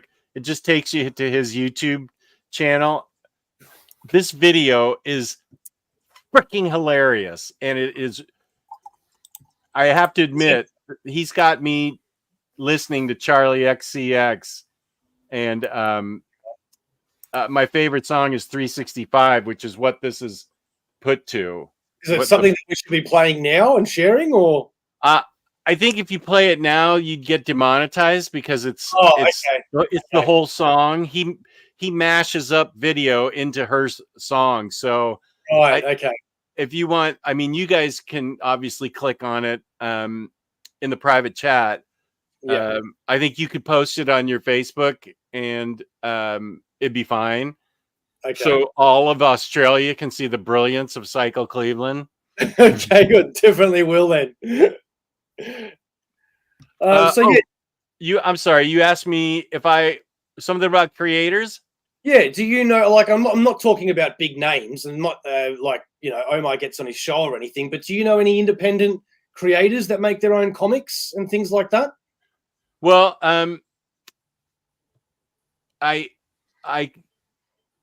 have met them at I met Noah Van Sciver at Heroes Con, and so I'm a big fan of his books. The minister and I did a lot of interviews during the pandemic. We had on like Greg Rucka, Rom V, Cy Spurrier. We had a lot of big names because they were all at home and they were ready to do stuff. I don't even, we had Mark Wade on. I did that one. I don't know how he got Greg Rucka. We got Greg Rucka, and then people were saying, hey, get Ed Brubaker next. And I'm like, Ed Brubaker? I mean, how am I going to get a hold of him? He's not going to have time. But we got Mark Wade. We got a ton of actually really big names that we were really proud to get. Wow. But my favorite creator that I've ever talked to is Mike Allred for Madman. Something about that guy. He's just a couple years younger than I am. Yeah, I don't know if I'm BFFs, but I love that guy. In January, Josh Greathouse. Yeah, that's true. I sent Josh's stuff to Mike Allred. Hey, William Lee. I sent Josh's stuff to Mike Allred for him to look at, and also read Chancellor's stuff. Excuse me, but Mike came on my show. Actually, I did a book review of how much I love Superman Space Age, and I posted it. And I love that book. Now that's a book that's funny. I love that book. It was one of my top 5 books. It may have been book of the year. It got me genuinely choked up, and I loved it. And then I saw a post on Facebook asking opinions about it, and somebody said this isn't even in my top 25 Superman books. And I said, I don't usually post on Facebook, but I said I can't let that one just stick out there. So I had to comment and say, okay, here's why I think this book is great. But on the review, thank you, Booster. Oh, Booster, I'm glad to see you. We had so much fun, but this was last year. On my review, it was like this just random name, Michael at Michael's _ and numbers, and he said, thank you so much for the kind words for our book. It means everything to us. And I was like, our book? And I answered back and I said, are you Mike Allred? And he said, I always have been. And I said, and that's got a huge YouTube message conversation going. And he was the nicest guy. And then he popped in on a stream I did. It was a Collected Editions live show with Webhead and myself. And I just said, are you ever up? I generally don't do interviews because I feel like Omar covers interviews really well. And I don't know that my audience necessarily wants to see interviews. If they request it, I'll try and do it. But I said, are you ever able to come on the show and talk about this book? And he said, not right now. I'm super busy, but there will be a time. And in January, he said, now's the time, because he was promoting this show in Orlando that he was going to as a creator. I'm so sorry I missed it, because it had Adam Hughes and, Mike and Laura Allred and a bunch of other creators. And so he wanted to come on and promote it. And we talked for 3 hours, and it was just like I'm talking to you. He was such a nice, relatable guy. And he was funny. He was engaging. Now his wife, the pre-show, we were both on about 15 minutes ahead of time, and his wife, Laura, was on, but she doesn't like to be on camera live. And my wife came down, and we started talking to them. It was like a double date on the internet. And the only reason we stopped at 3 hours was because it was 6 o'clock his time, 6 p.m. his time, and I could hear Laura frying fish in the background. She said, "Yeah, I'm making." Okay, I'll have these guys on my channel. I'd love to. Mike had to find. I think Mike was going to go through dinner. He was so fun to talk to, and we had so much in common because we're sort of the same age. So we grew up with the same pop culture. But he was just so down. Actually, all the creators we talked to were just so down to earth, and Mike was especially wanting to put out the message how grateful he was that he had fans that enabled him to do what he loved in just making comics like Madman and stuff, and doing the art in Silver Surfer and Superman Space Age and now Batman Dark Age. And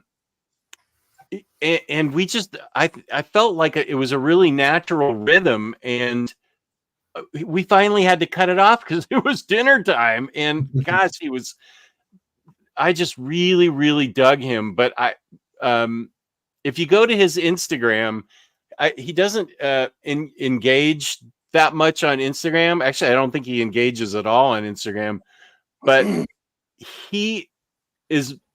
it's unbelievable how creative he is. He will hand make like a complete stormtrooper, not costume, but like he'll get the 3D printings of all these parts and stuff and put it together. Mad Spidey and Bo. But he, if you go to his Instagram, I think it's All Red Mike or something like that. I can't really remember what it is, but he creates stuff like his house is a museum. He only showed us a little bit, but he and Laura have separate offices in their home. And if you remember in Return of the Jedi, when Luke goes up to Jabba the Hutt's enclave, and there's a thing that sticks out from the door for you to talk to, right? He created that and put it on Laura's door, and that's how you get in now. You have to talk into it, saying, "Laura, can I come in?" And it like works, and it's from Return of the Jedi. And he has all these creations on Instagram, costumes, like a full Batman costume or a Stormtrooper thing that he hand makes himself. The guy's amazing, and wow.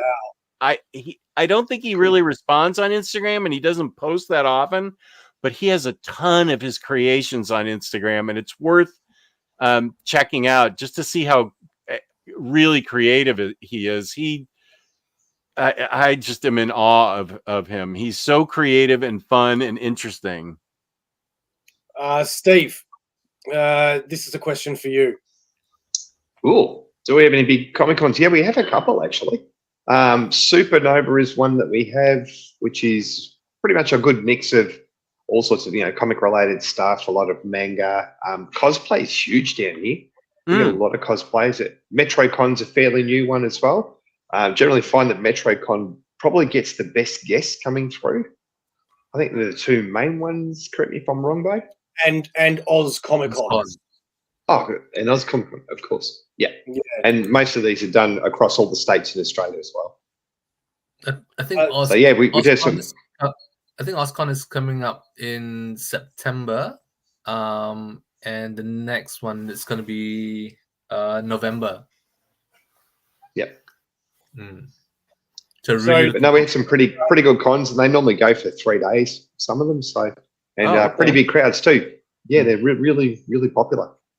So the reason why I was asking whether you knew any if you knew any creators of indie comics anyway, is because in Australia we have quite a few, as you can imagine. We've met a lot of them during AussieVerse's time. A lot of great talent, a lot of great people that are making their own comics, their own stories, a lot of different stuff. But one of the best ones that I've seen. Do you like true crime by any chance? Love it. Yeah, okay. What about true crime with like a little bit of a possible supernatural twist? I love it even better.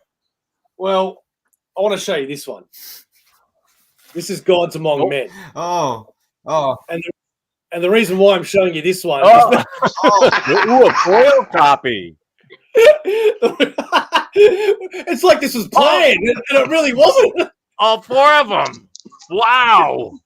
The reason why is because Aaron is one of the creators. And he, as you can see, he did a foil cover. He did a standard single issue, but he also did a hardcover, and it's 1 issue so far. Wait, And- who did that? A Big Mac? Yeah, and his brother. You made this comic? Yeah. Co-created. I'm gonna use this as the excuse why I feel like I'm sick, as in it's a lot of fun to make, but it's work. Oh my to gosh, look at this book. Get it out there. Are you the artist or the Yeah, I think writer? I'm a co-writer. The artist is a local artist. Thank you, Bo, for I think last time Bo was on your show, he did plug it, which is amazing. But I think since then the book's actually come out, so now we've got actually something to show. And what's amazing about it, if I may say, Jess, is that it's the first Kickstarter that I've ever seen where not only is it a comic, right, which is great in itself, but they've got QR codes there that if you scan them, it takes you deeper into the comic with little movies and little clips. And on top of that, this is the sort of stuff you usually see in omnibuses and collected editions, not just for 1 issue. Yeah. And if I may be so bold, with your permission, Aaron, do you mind if I share this? Make sure I'm sharing the screen here. Is this? You How do I may be get bold. this book? Physical or digital? I know you're a Digital. collector, man. What am I? Some peasant? I'm not going to read it digitally. I want physical QR codes. The reason why I wanted to bring this up is not just to show his book, but to show their marketing behind it. That was absolutely brilliant. But sorry, go on. Well, actually, so this is yet to be announced, but I figured what better time to announce it than now. But we've actually just launched, haven't launched it, but it's ready, an online store site. So I'll send that in the personal chat so Bo can get that too. Look at this, Omnidog. You're actually on his Hold on, I'll send it Instagram. again. But yeah. You're actually on his Instagram already. Yes, I did cut a thing recently. Nice. That's right. You were promoting Bo, you were saying the issue. The local went out on Kickstarter and it got funded in the first hour. It's now over. You can still buy comics. It is called Gods Among Men by the Mac Brothers, and it is phenomenal. It is absolutely amazing. Definitely go check that out because that's going to be a pretty big comic in Australia, I'd have to believe. But I'm going to click on one of these videos because these guys just make me laugh so hard. If you want to show Omnidog a funny one, should the do Jamiroquai one. Who the hell is that? Which one is that? Hang on. Look at this. I'm sorry. Hang on. Hey, everybody. Oh, hey, everybody. Oh, boy, everybody. Hey, everybody. Howdy there, everybody. Hello, Batman. Y'all better listen up, okay? Pretty sweet, you Don't guys. it's like nothing you've ever seen before. First up, mate, we got Friday night. I bet the next day you've got Saturday. Do now, brother. But I've been working on this for the past 2 weeks. What the hell? It's weird. This is awesome. I've never had anything done like this. Exciting. The hardcovers are here. Me. Who's that guy? Oh, So that's Ben Sullivan. That's artist. Ben Sullivan. Wait, That's who the is he? artist. That's the artist. Okay. Oh, okay. I want this book. How do I get it? Do I click on this Cynation Comics Square site? Yeah. So that is that's I guess we're announcing it now. Yeah, our online store is up and running, ready to go. I wanted to see some of this humor that you have, mate, because it's just so. How about the 2 days left Kickstarter video? You like that one, Bo? It was Rick and Morty themed, I guess. Just a gentle reminder. There's only 2 days left to play for Gods Among Men. We got foil covers. They're available now. The Kickstarter, there's 14 left. You can pledge and you can win prizes like Spawn THX. Every retailer store only got one. And you can win that. We got more Spawn 3, 1, 3, 2. And we got Silver Surfer issue 44, first appearance of the Infinity Gauntlet. All you gotta do is play. Get yourself some Marvel Comics Presents Wolverine and Incredible Hulk. And you can even win a comic limited to 150 copies. And how about this? Booyah, I just dropped it mystery comic. Yeah, how about that? All you gotta do is play, people. This thing got fully funded in just 1 hour. It was the #1 trending on Kick Track in the world. 24 hours straight comic book Kickstarter. Boom, we got poster. Gods Among Men. Get on there and pledge now. 2 days left. Is that you? Yeah. That's old Big Mac. If you see any of the AussieVerse final order cutoff videos, yeah, we get real crazy on there with the voices. I'm gonna play one more. I'm gonna play one more. Let's go this one. And this is the of Gods Among Men, issue 1 in foil. That is right. Hi, I'm Josh Mack. And I'm Aaron Mack. And we're the team from Cynation Comics, the creators of Gods Among Men. Now, we've got something really special to show you guys today. Aaron? What we got here is a very beautiful foil cover. This is the back design. And this is the front of Gods Among Men, issue 1 in foil. That is right. So bright you could blind even a blind man. Now, this is something that we're going to be debuting the issue 1 of Gods Among Men at Supernova in Melbourne on the 6th and 7th of April. So you're going to want to get there bright and early. Make sure you secure yourselves one of these. Come find us at the comics booth where we'll have this bad boy available. And shortly after that, you're going to want to hop onto the Kickstarter because we've got a whole bunch of crazy exclusives on there that won't be available soon. So sign up now. First in, best dress. You're not going to want to miss out on this. We'll see you there. So thanks for allowing me to plug that, Aaron. Thanks, Bo. Thanks for plugging that. Unfortunately, since April, the foil covers are all sold out, but we got more. We got more comic books. That's exciting. How many issues are you gonna go? It's gonna be a pretty long running, so 100 at least. Wow! And this is just the first issue, and you had it hardcover, made it hardcover. Yeah, that was something special we wanted to do for the Kickstarter. But that's why now we're kind of we cleared off our first printing of about 150, so we're going ahead with the next one. So we're just trying to get it out there. So shout out to the AussieVerse guys and everyone for just being so amazing, you know, supportive, but also just kind of like, you know, I love the team spirit. So is this one that you sent me in the private chat where they can buy the comic? Correcto. That is the online site. I guess this is the announcement. This is the announcement. I kind of put you on the spot. You heard it first. So I kind of thank put you on the spot there, didn't I? I apologize. I was just there and I'm like, what's going on here? Oh, actually, I have a good story about Return of the Jedi that my sister just shared with me.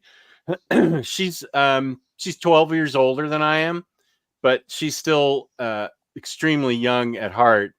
A guy that owned movie theaters in California where she lived recently passed away. And so she got hired by a friend to go through his stuff. Apparently it was just like nothing but vinyl and movie memorabilia. And she sent me a picture yesterday. Let me pull this up. Let's see. This is what they found. This is the last thing they uncovered. Revenge of the Jedi posters. Wow. This is what it was originally called. Before they renamed it, yeah. Yeah, so they found this. This was what the guy he has in his collection.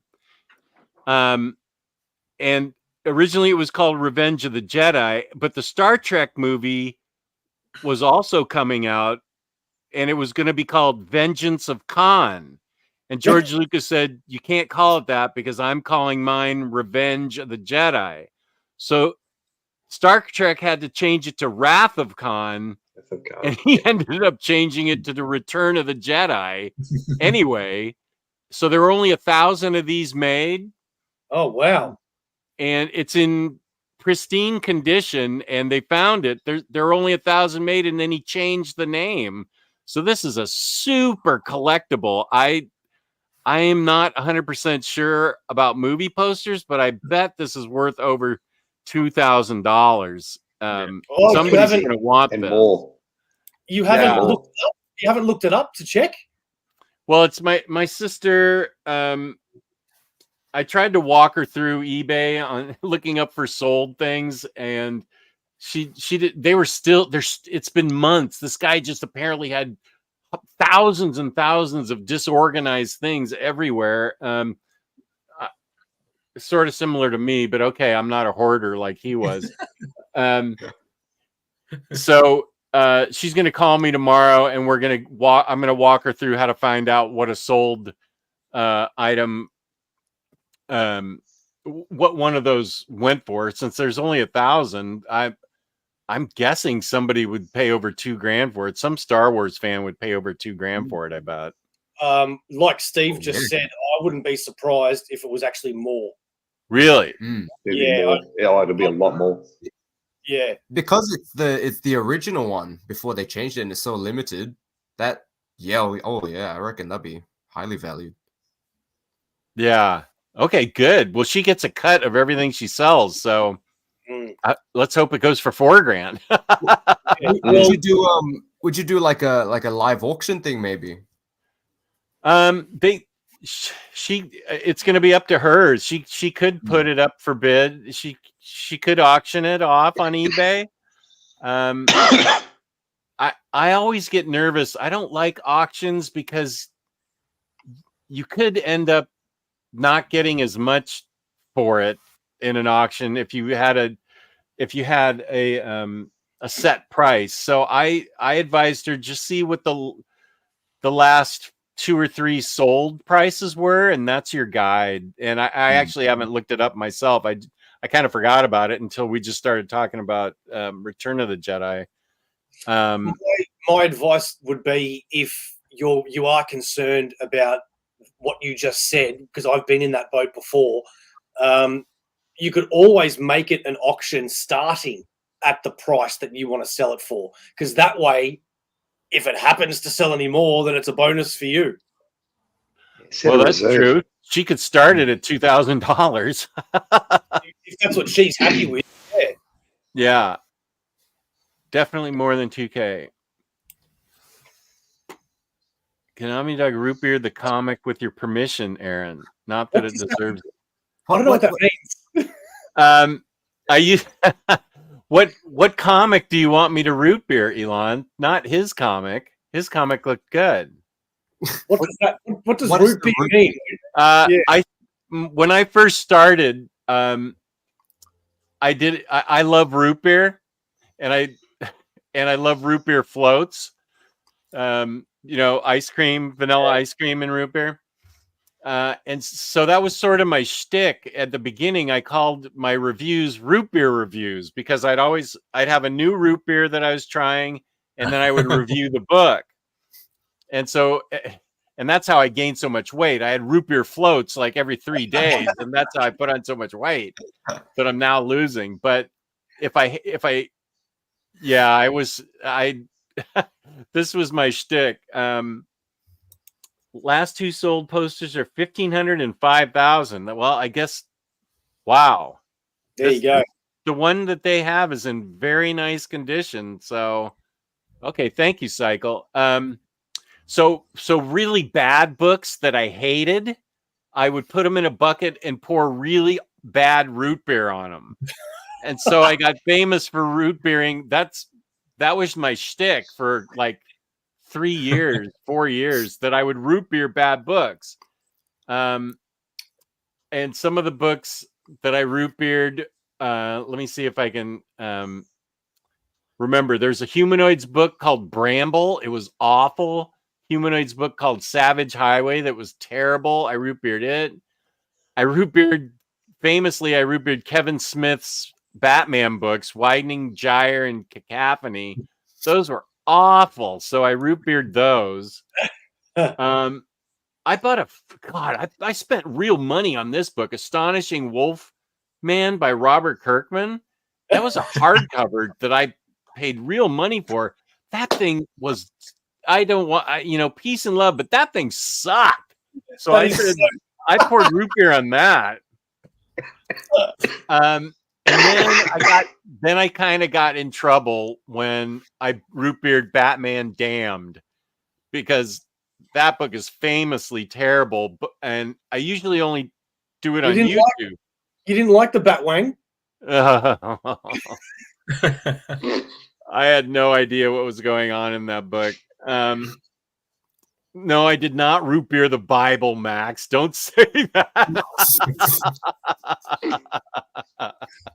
I most definitely did not root beer the Bible. How dare you?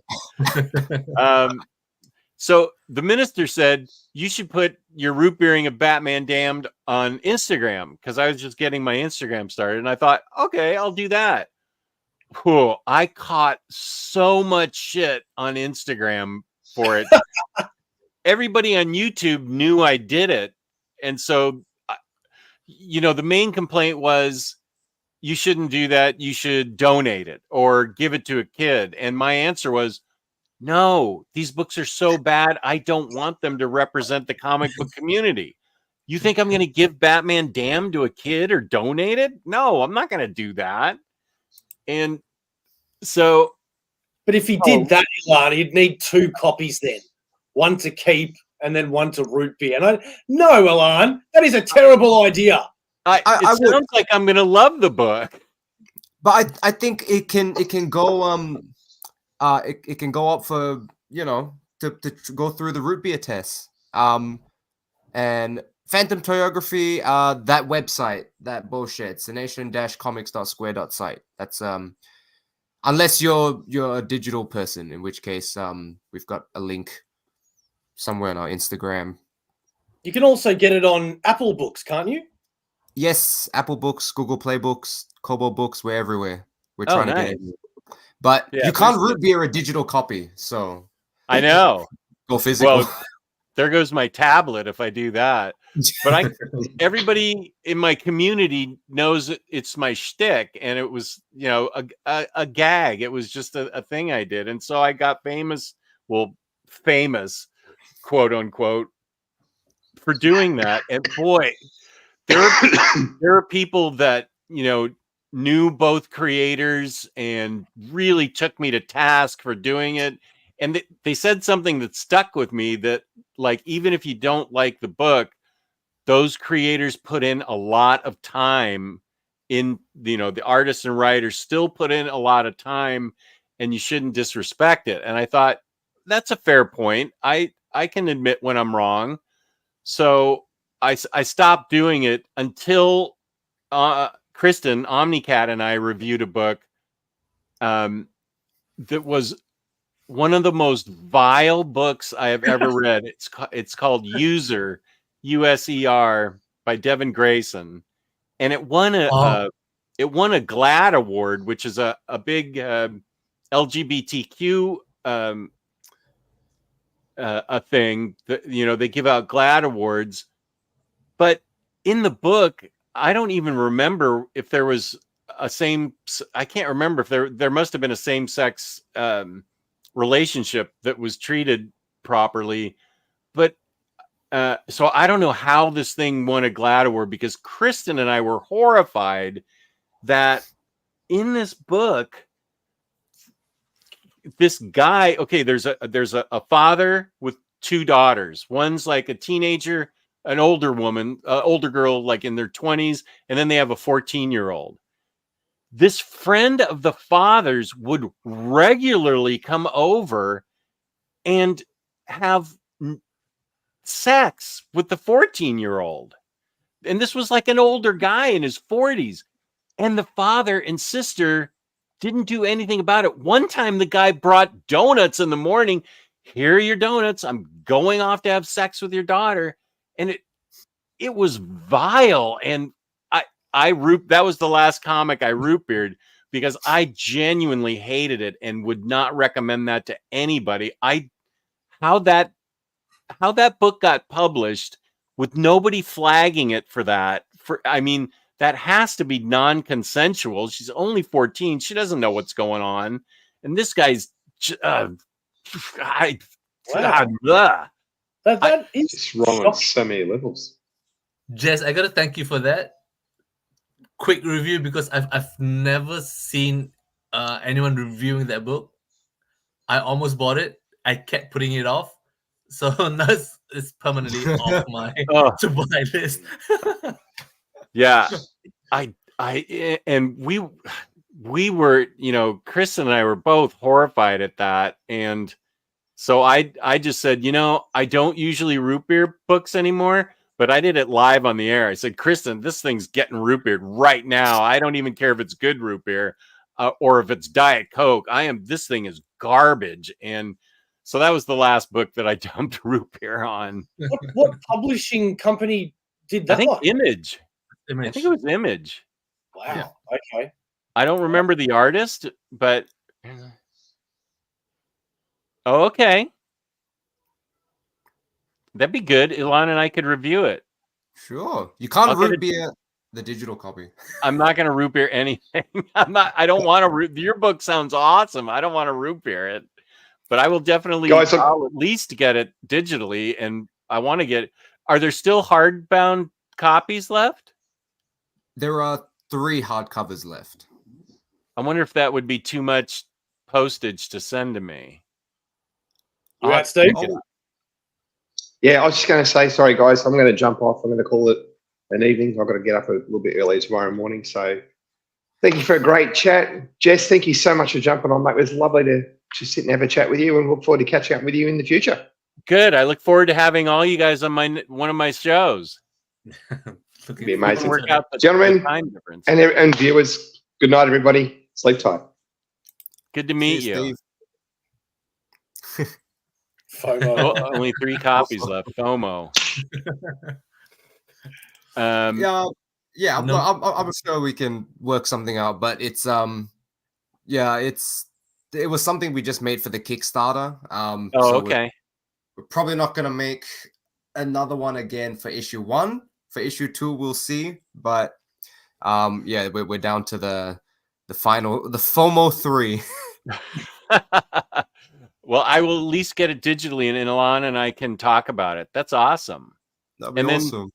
Where's is it Anna or Anna? That's a band about a band that you guys like, right? Yes. Oh, there we go. Sharif's put out his copy. Bo, would you like to explain Anna? I would be glad to. So Anna is a up-and-coming #1 Australian band in this guy's opinion. Why? Because when I first met the Mac Brothers, it was simply to promote their new Kickstarter. I didn't actually know these guys before. I'd never met them. I got introduced to them through other people, and they're like, hey, got these 2 guys. They've got a new comic. They want to come in AussieVerse. I went, yeah, cool. Let's do it. I just realized I'm probably talking too fast with my Australian accent. You're very excited, which I actually love. So the Mac Brothers came on. They showed us Gods Among Men, and they talked about it. They then turned around and said, we started talking about music. And they said, we're actually in a band. And I kind of politely went, oh, yeah, cool. Because how many people are in bands and then you hear them and they're not that great? They said that they were in Melbourne and they're going to play at a pub near me. So I went, cool, okay. And we went and saw them live. And they blew my freaking mind. They were so freaking good. I then looked them up on YouTube. And this is something that he's in, Big Mac's in, and his brother? Yeah. So yes, we are the co-creators of this, along with Anna, the singer of the band. So what Sharif's got is actually the first printing, which we made 150 copies. So they're numbered, and those are all gone. So what I got here is our second printing, which we had the colors remastered by the same colorist who did Gods Among Men, and this is what we sell at gigs. So it's And the pretty reason fun. why the reason why he made them is the story that they told me is when people do gigs, they're always selling the same sort of merchandise, whether it be T-shirts, their own albums, stickers. Well, they liked comics, and they went, you know what? Stuff it. Let's make a short comic, and it's a short comic, but based on the band, and where we've all got sort of godly like powers. They don't really go into it yet because it's only the first issue, but it's a comic based on the band with a comic book twist, and they sell it at their gigs, and it's actually a brilliant idea.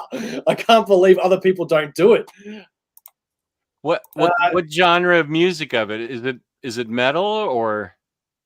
Can I show it without being monetized, even though you own it? I don't know how that works. If it's copyrighted, you'd get demonetized. I mean, if it's already out there, yeah, I don't think you should play it. All right, I'll just show you. You can. What can you show? The Instagram? Is this on Bandcamp or? This is YouTube. So there's YouTube, Spotify, a Bandcamp. I think they're on all the platforms. Okay, so the way I would describe it is the term they taught me, which was progressive, symphonic, black pop core. Okay, I think I have an idea there. Yeah, female-led singer, but very heavy instruments, but at the same time still melodic and something you can dance to. Look at her long hair! Wow, I absolutely love it, and I had the whole band over at my house to do an interview, and it was the first time I've ever interviewed a full band before, and it was just amazing. Each one of these guys are so talented. Drummer to the lead guitarist to the singer, which is obviously this beautiful Anna. She has just this angelic operatic voice that is just amazing. And every time I can see them live, I certainly do. And Sharif met him. Yeah, I had the pleasure of heading down to Melbourne in June, met up with these fine gentlemen, and spent an evening with Anna. I immensely enjoyed it. Where you tried to steal my comics. Don't lie. Don't try to save face in front of Omnidog. Yeah, well, didn't happen. No. Oh, this is exciting. So, the drummer wears a mask? Everybody wears all wear masks? Except for Anna. That's probably a good idea. There you go. Just a sample. Yeah. So you're a comic book creator and you're also in a band. Is this how you make a living, or do you have like a day job? So I'm like the glorified groupie of the band. I run the merch booth, but with the thing that I helped to create. Okay. And I'm in recent times I'm like the fill-in, the stand-in. Sometimes I'll be on bass for rehearsals just cause. But no, we still in the process. It's a day job, which I think the best day jobs are the ones that you hate because there's no stronger motivator. I think a simple answer to his question would have just simply been, yes, I've got a day job, unfortunately. Yeah, that's what I was looking for. I had awesome. I unfortunately do have a day job. Yes. So yes. Where's your brother? What instrument does he play? He is the guitarist. Oh, whoa. Which it cuts very quickly to him and then away. There you go on the left. The left. Oh, the That guy on the chap. left. Yeah. You guys look scary with those masks on, man. What are those? It's a cool, I mean, it kind of began as sort of a stylistic thing. And then it was during the filming of the first music video, and I was directing that. And in between the take, I said to Josh and Anna, I was like, there's something about this look that you guys have that makes me think of like a comic book. And it was kind of that little seed and that idea that we went to when we were discussing, you know, what new merch to do, that it was like, oh, let's explore this idea of doing a comic book for merch. So then we fashioned all this backstory and everything behind the masks. Well, I think it's probably a good idea that everybody focuses their attention on the woman anyway. Yeah. Is she interested in a older American sugar daddy by any chance? Absolutely, 100%. I'm already a big fan of hers. I will totally listen to this after this show. We've got some really video good. clips on YouTube. Sorry? They've got some great video clips on YouTube. Oh, okay. That's awesome. Oh, Make Them Suffer. Yeah, I mean, there's a couple of bands. I know I'm familiar with Make Them Suffer, but I know a couple of bands are kind of dip their toe that's in a it. band name, Make Them Suffer? That's a band name, yeah. I thought they were saying they wanted to make them suffer comic book. Make them suffer. What kind of music are they? They're like black metalcore, comic, pop core, evergreen, heavy core, metalcore, hardcore, ghost pop. You know, it's so funny. I gave up on music genres years ago when I turned 30. You know, I went to find a Metallica album and I couldn't find it, and it was under some weird category. And I'm like, what the hell is this? It's metal. And they're like, no, it's pump phlegonic. I'm like, no, it's metal. Like, no. Now I'm past 40, and I think there is just no way I'm going back anymore. I can't keep up. I don't know what these genres are. Oh, that makes me happy to hear. I don't either. Like, Elon is into bedroom pop, and I'm like, bedroom pop? Okay. That's like... That sounds like Tom Jones. Tom Jones. Love making music. It's you could also call it slowcore. It's not shoegaze, but it's Elon. How would you describe bedroom pop? There's a group that he loves that I like too. Let's see. I think he put it in Bowie's Turntable. Lobster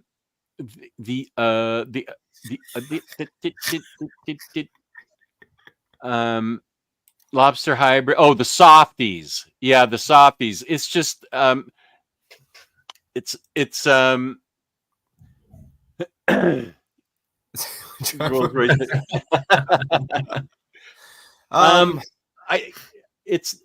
it's got soft heaps of bands you've liked. Why do I keep showing your comments? No, it's safe for work, James. It's just I would describe it as because I've listened to a lot of it. It's kind of introspective. It's got these light, breathy vocals and kind of slowish instrumental playing in the background. I think that's what Elon, you could probably describe it better. It's not shoegaze. That's my favorite genre. It's like slower and dreamier, dream pop, dream. It's like breathy vocals. I think the Softies have female singers, and it's not thrashy at all. It's like really slow playing stuff. Is it at all like Enya? No. Sail away. Yeah. You love it. I do love Anya, but it's not like that. It's not that. I mean, she's got production values, that are crazy. Her production's crazy. This is more Either slow and melodic. Either Elon's gone or he's frantically typing up a storm right now.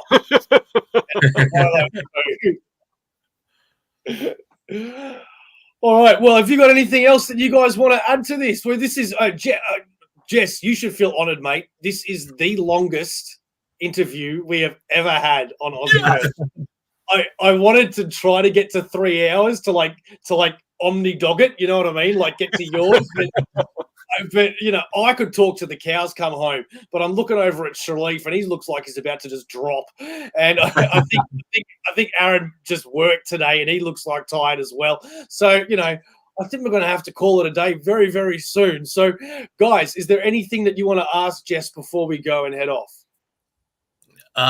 Probably want to save it till the next time we're on together. Beach House. Yeah, I love Beach House. That's a dream pop band. Oh, there it is. He's got it right. There we go. I told you he was riding up a storm. How long did that take you? Angelic, breathy voices. Yeah. Guitar with heavy chorus. Hang on. Guitar with heavy chorus and reverb. Synth. That actually sounds all right. I've got to admit. Yeah, it's really nice. It's really nice. It's definitely not Black Death / Throat. No core. Yeah, it's Elon, send me some stuff on Facebook, can you? That'd be really cool. Omnidog, when's your next video for people? In about 3.5 hours. I go live at 1 with Larry's Library to talk about Geiger and other stuff. And then I have another video at 4, which is live collected editions. Oh, right. So I've got 3 live streams today. So this will be a challenge, but I feel good right now. So I'm ready for it. The Americans and Australian insomniacs tune in. Yeah. Wait, what time is it there now? 11:30. Oh, 11:30 at night. Oh, Elon says he's only on Discord. I can send you links on Facebook, Bo. You're letting me down, Elon. Thank you, Jess. He's got links in my Discord, and I can Facebook you. Look at this. Or James can, yeah. James and I have recently become friends as well. He's a good guy. The Living End is my favorite. That's a good choice. That is a good choice. It's not Akadaka?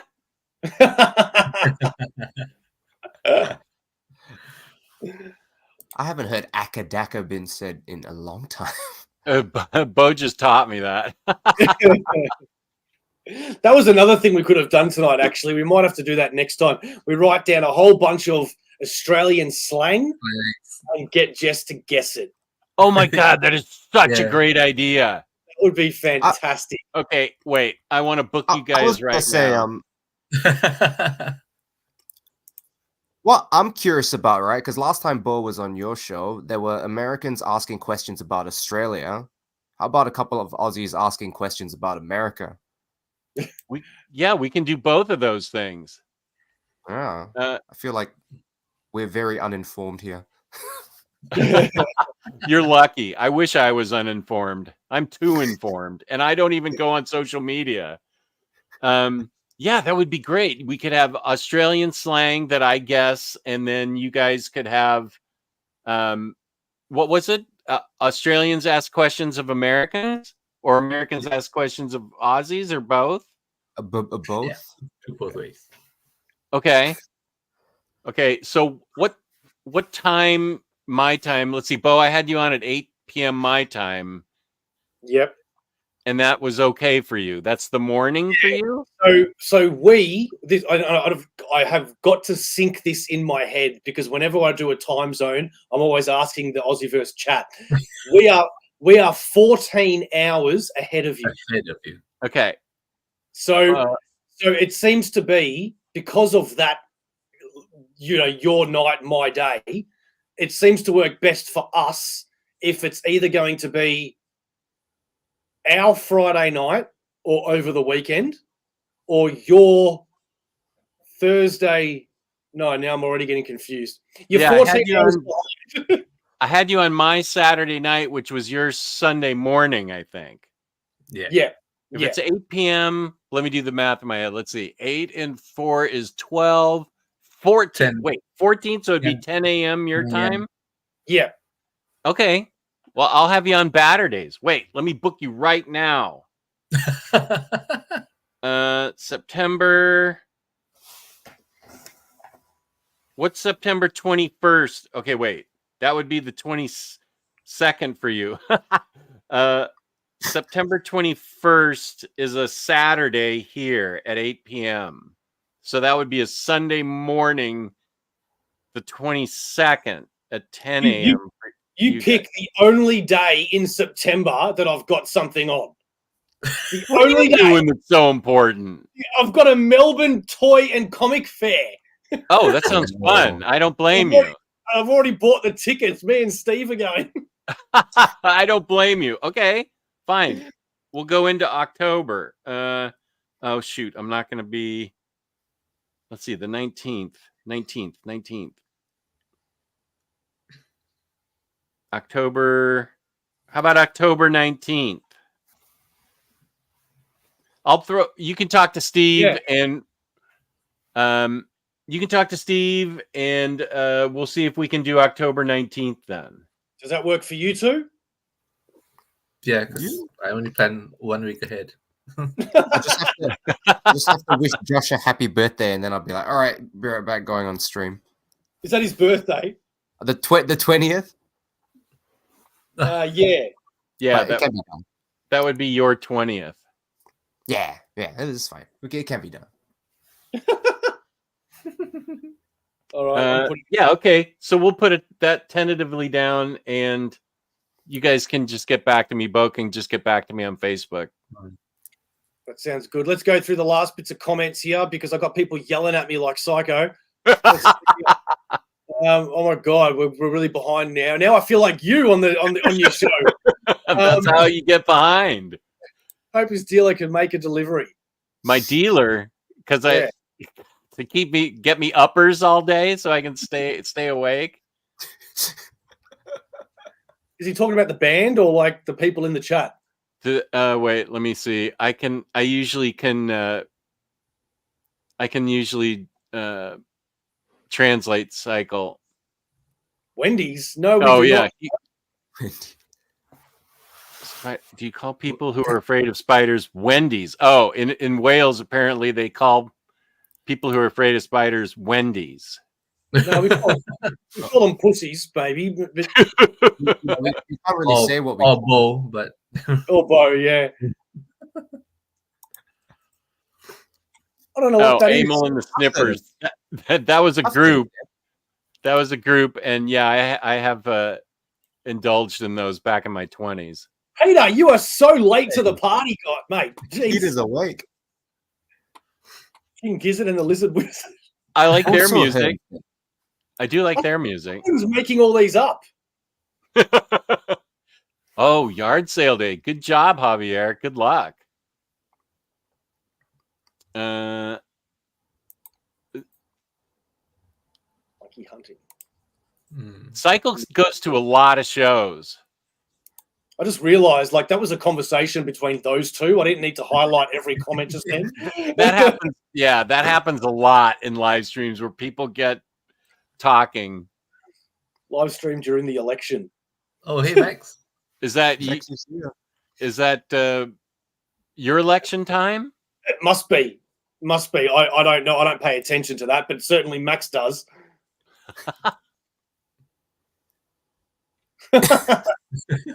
Gross. All right. Well, let's hope we can make the 20th work because that's ages away. Yeah. Is your brother going to be cool? Is your brother going to be cool with dedicating a couple of hours away from him on his birthday? All right. He doesn't care about birthdays. All right. If you are liking AussieVerse at all, or you have never heard of AussieVerse and you just followed the handsome gentleman below me, then please can I get you to have a look at it? Tell us what you think. Maybe even subscribe. Why not? Don't you like Australia? Got a problem with Australians? Go subscribe to AussieVerse now. If you like custom books, if you like game show type sort of weird things, if you like other interviews and chats, what else do we do, Sharif? I go blank when I try to do this. We do stuff. All heaps of stuff like hauls, what we've read, stuff like that. Why are you talking like that? Okay, yeah, we're doing all that. Thank you, ladies and gentlemen. Jess, this has been absolutely fantastic. Any Aussies out there that don't know who he is, go check out Omnidog's Vault. Right. Thank you for having me on. It's been a blast. You are absolutely welcome. We cannot wait to see you again. We love you. We love your show. We love everything you do, mate. I just realized I spoke for them, but I'm assuming they agree with me. Okay, that is everything we've got time for, ladies and gentlemen. We'll see you next time. But Jess, Aaron Mack has one last very important question to ask you. Let's see if you can get this answer right. I'm putting you on the spot. Omnidog, what is AussieVerse? What is AussieVerse? It is almost a godlike creation of the best of Australia on pop culture that brings the best of Australian pop culture and fun to an international audience. So, Omnidog, that was a very good answer. And you know I have much love and much respect for you. So it really breaks my heart to say that is absolutely wrong. AussieVerse is and always will be for life. We'll catch you next time, guys, ladies and gentlemen. Good night.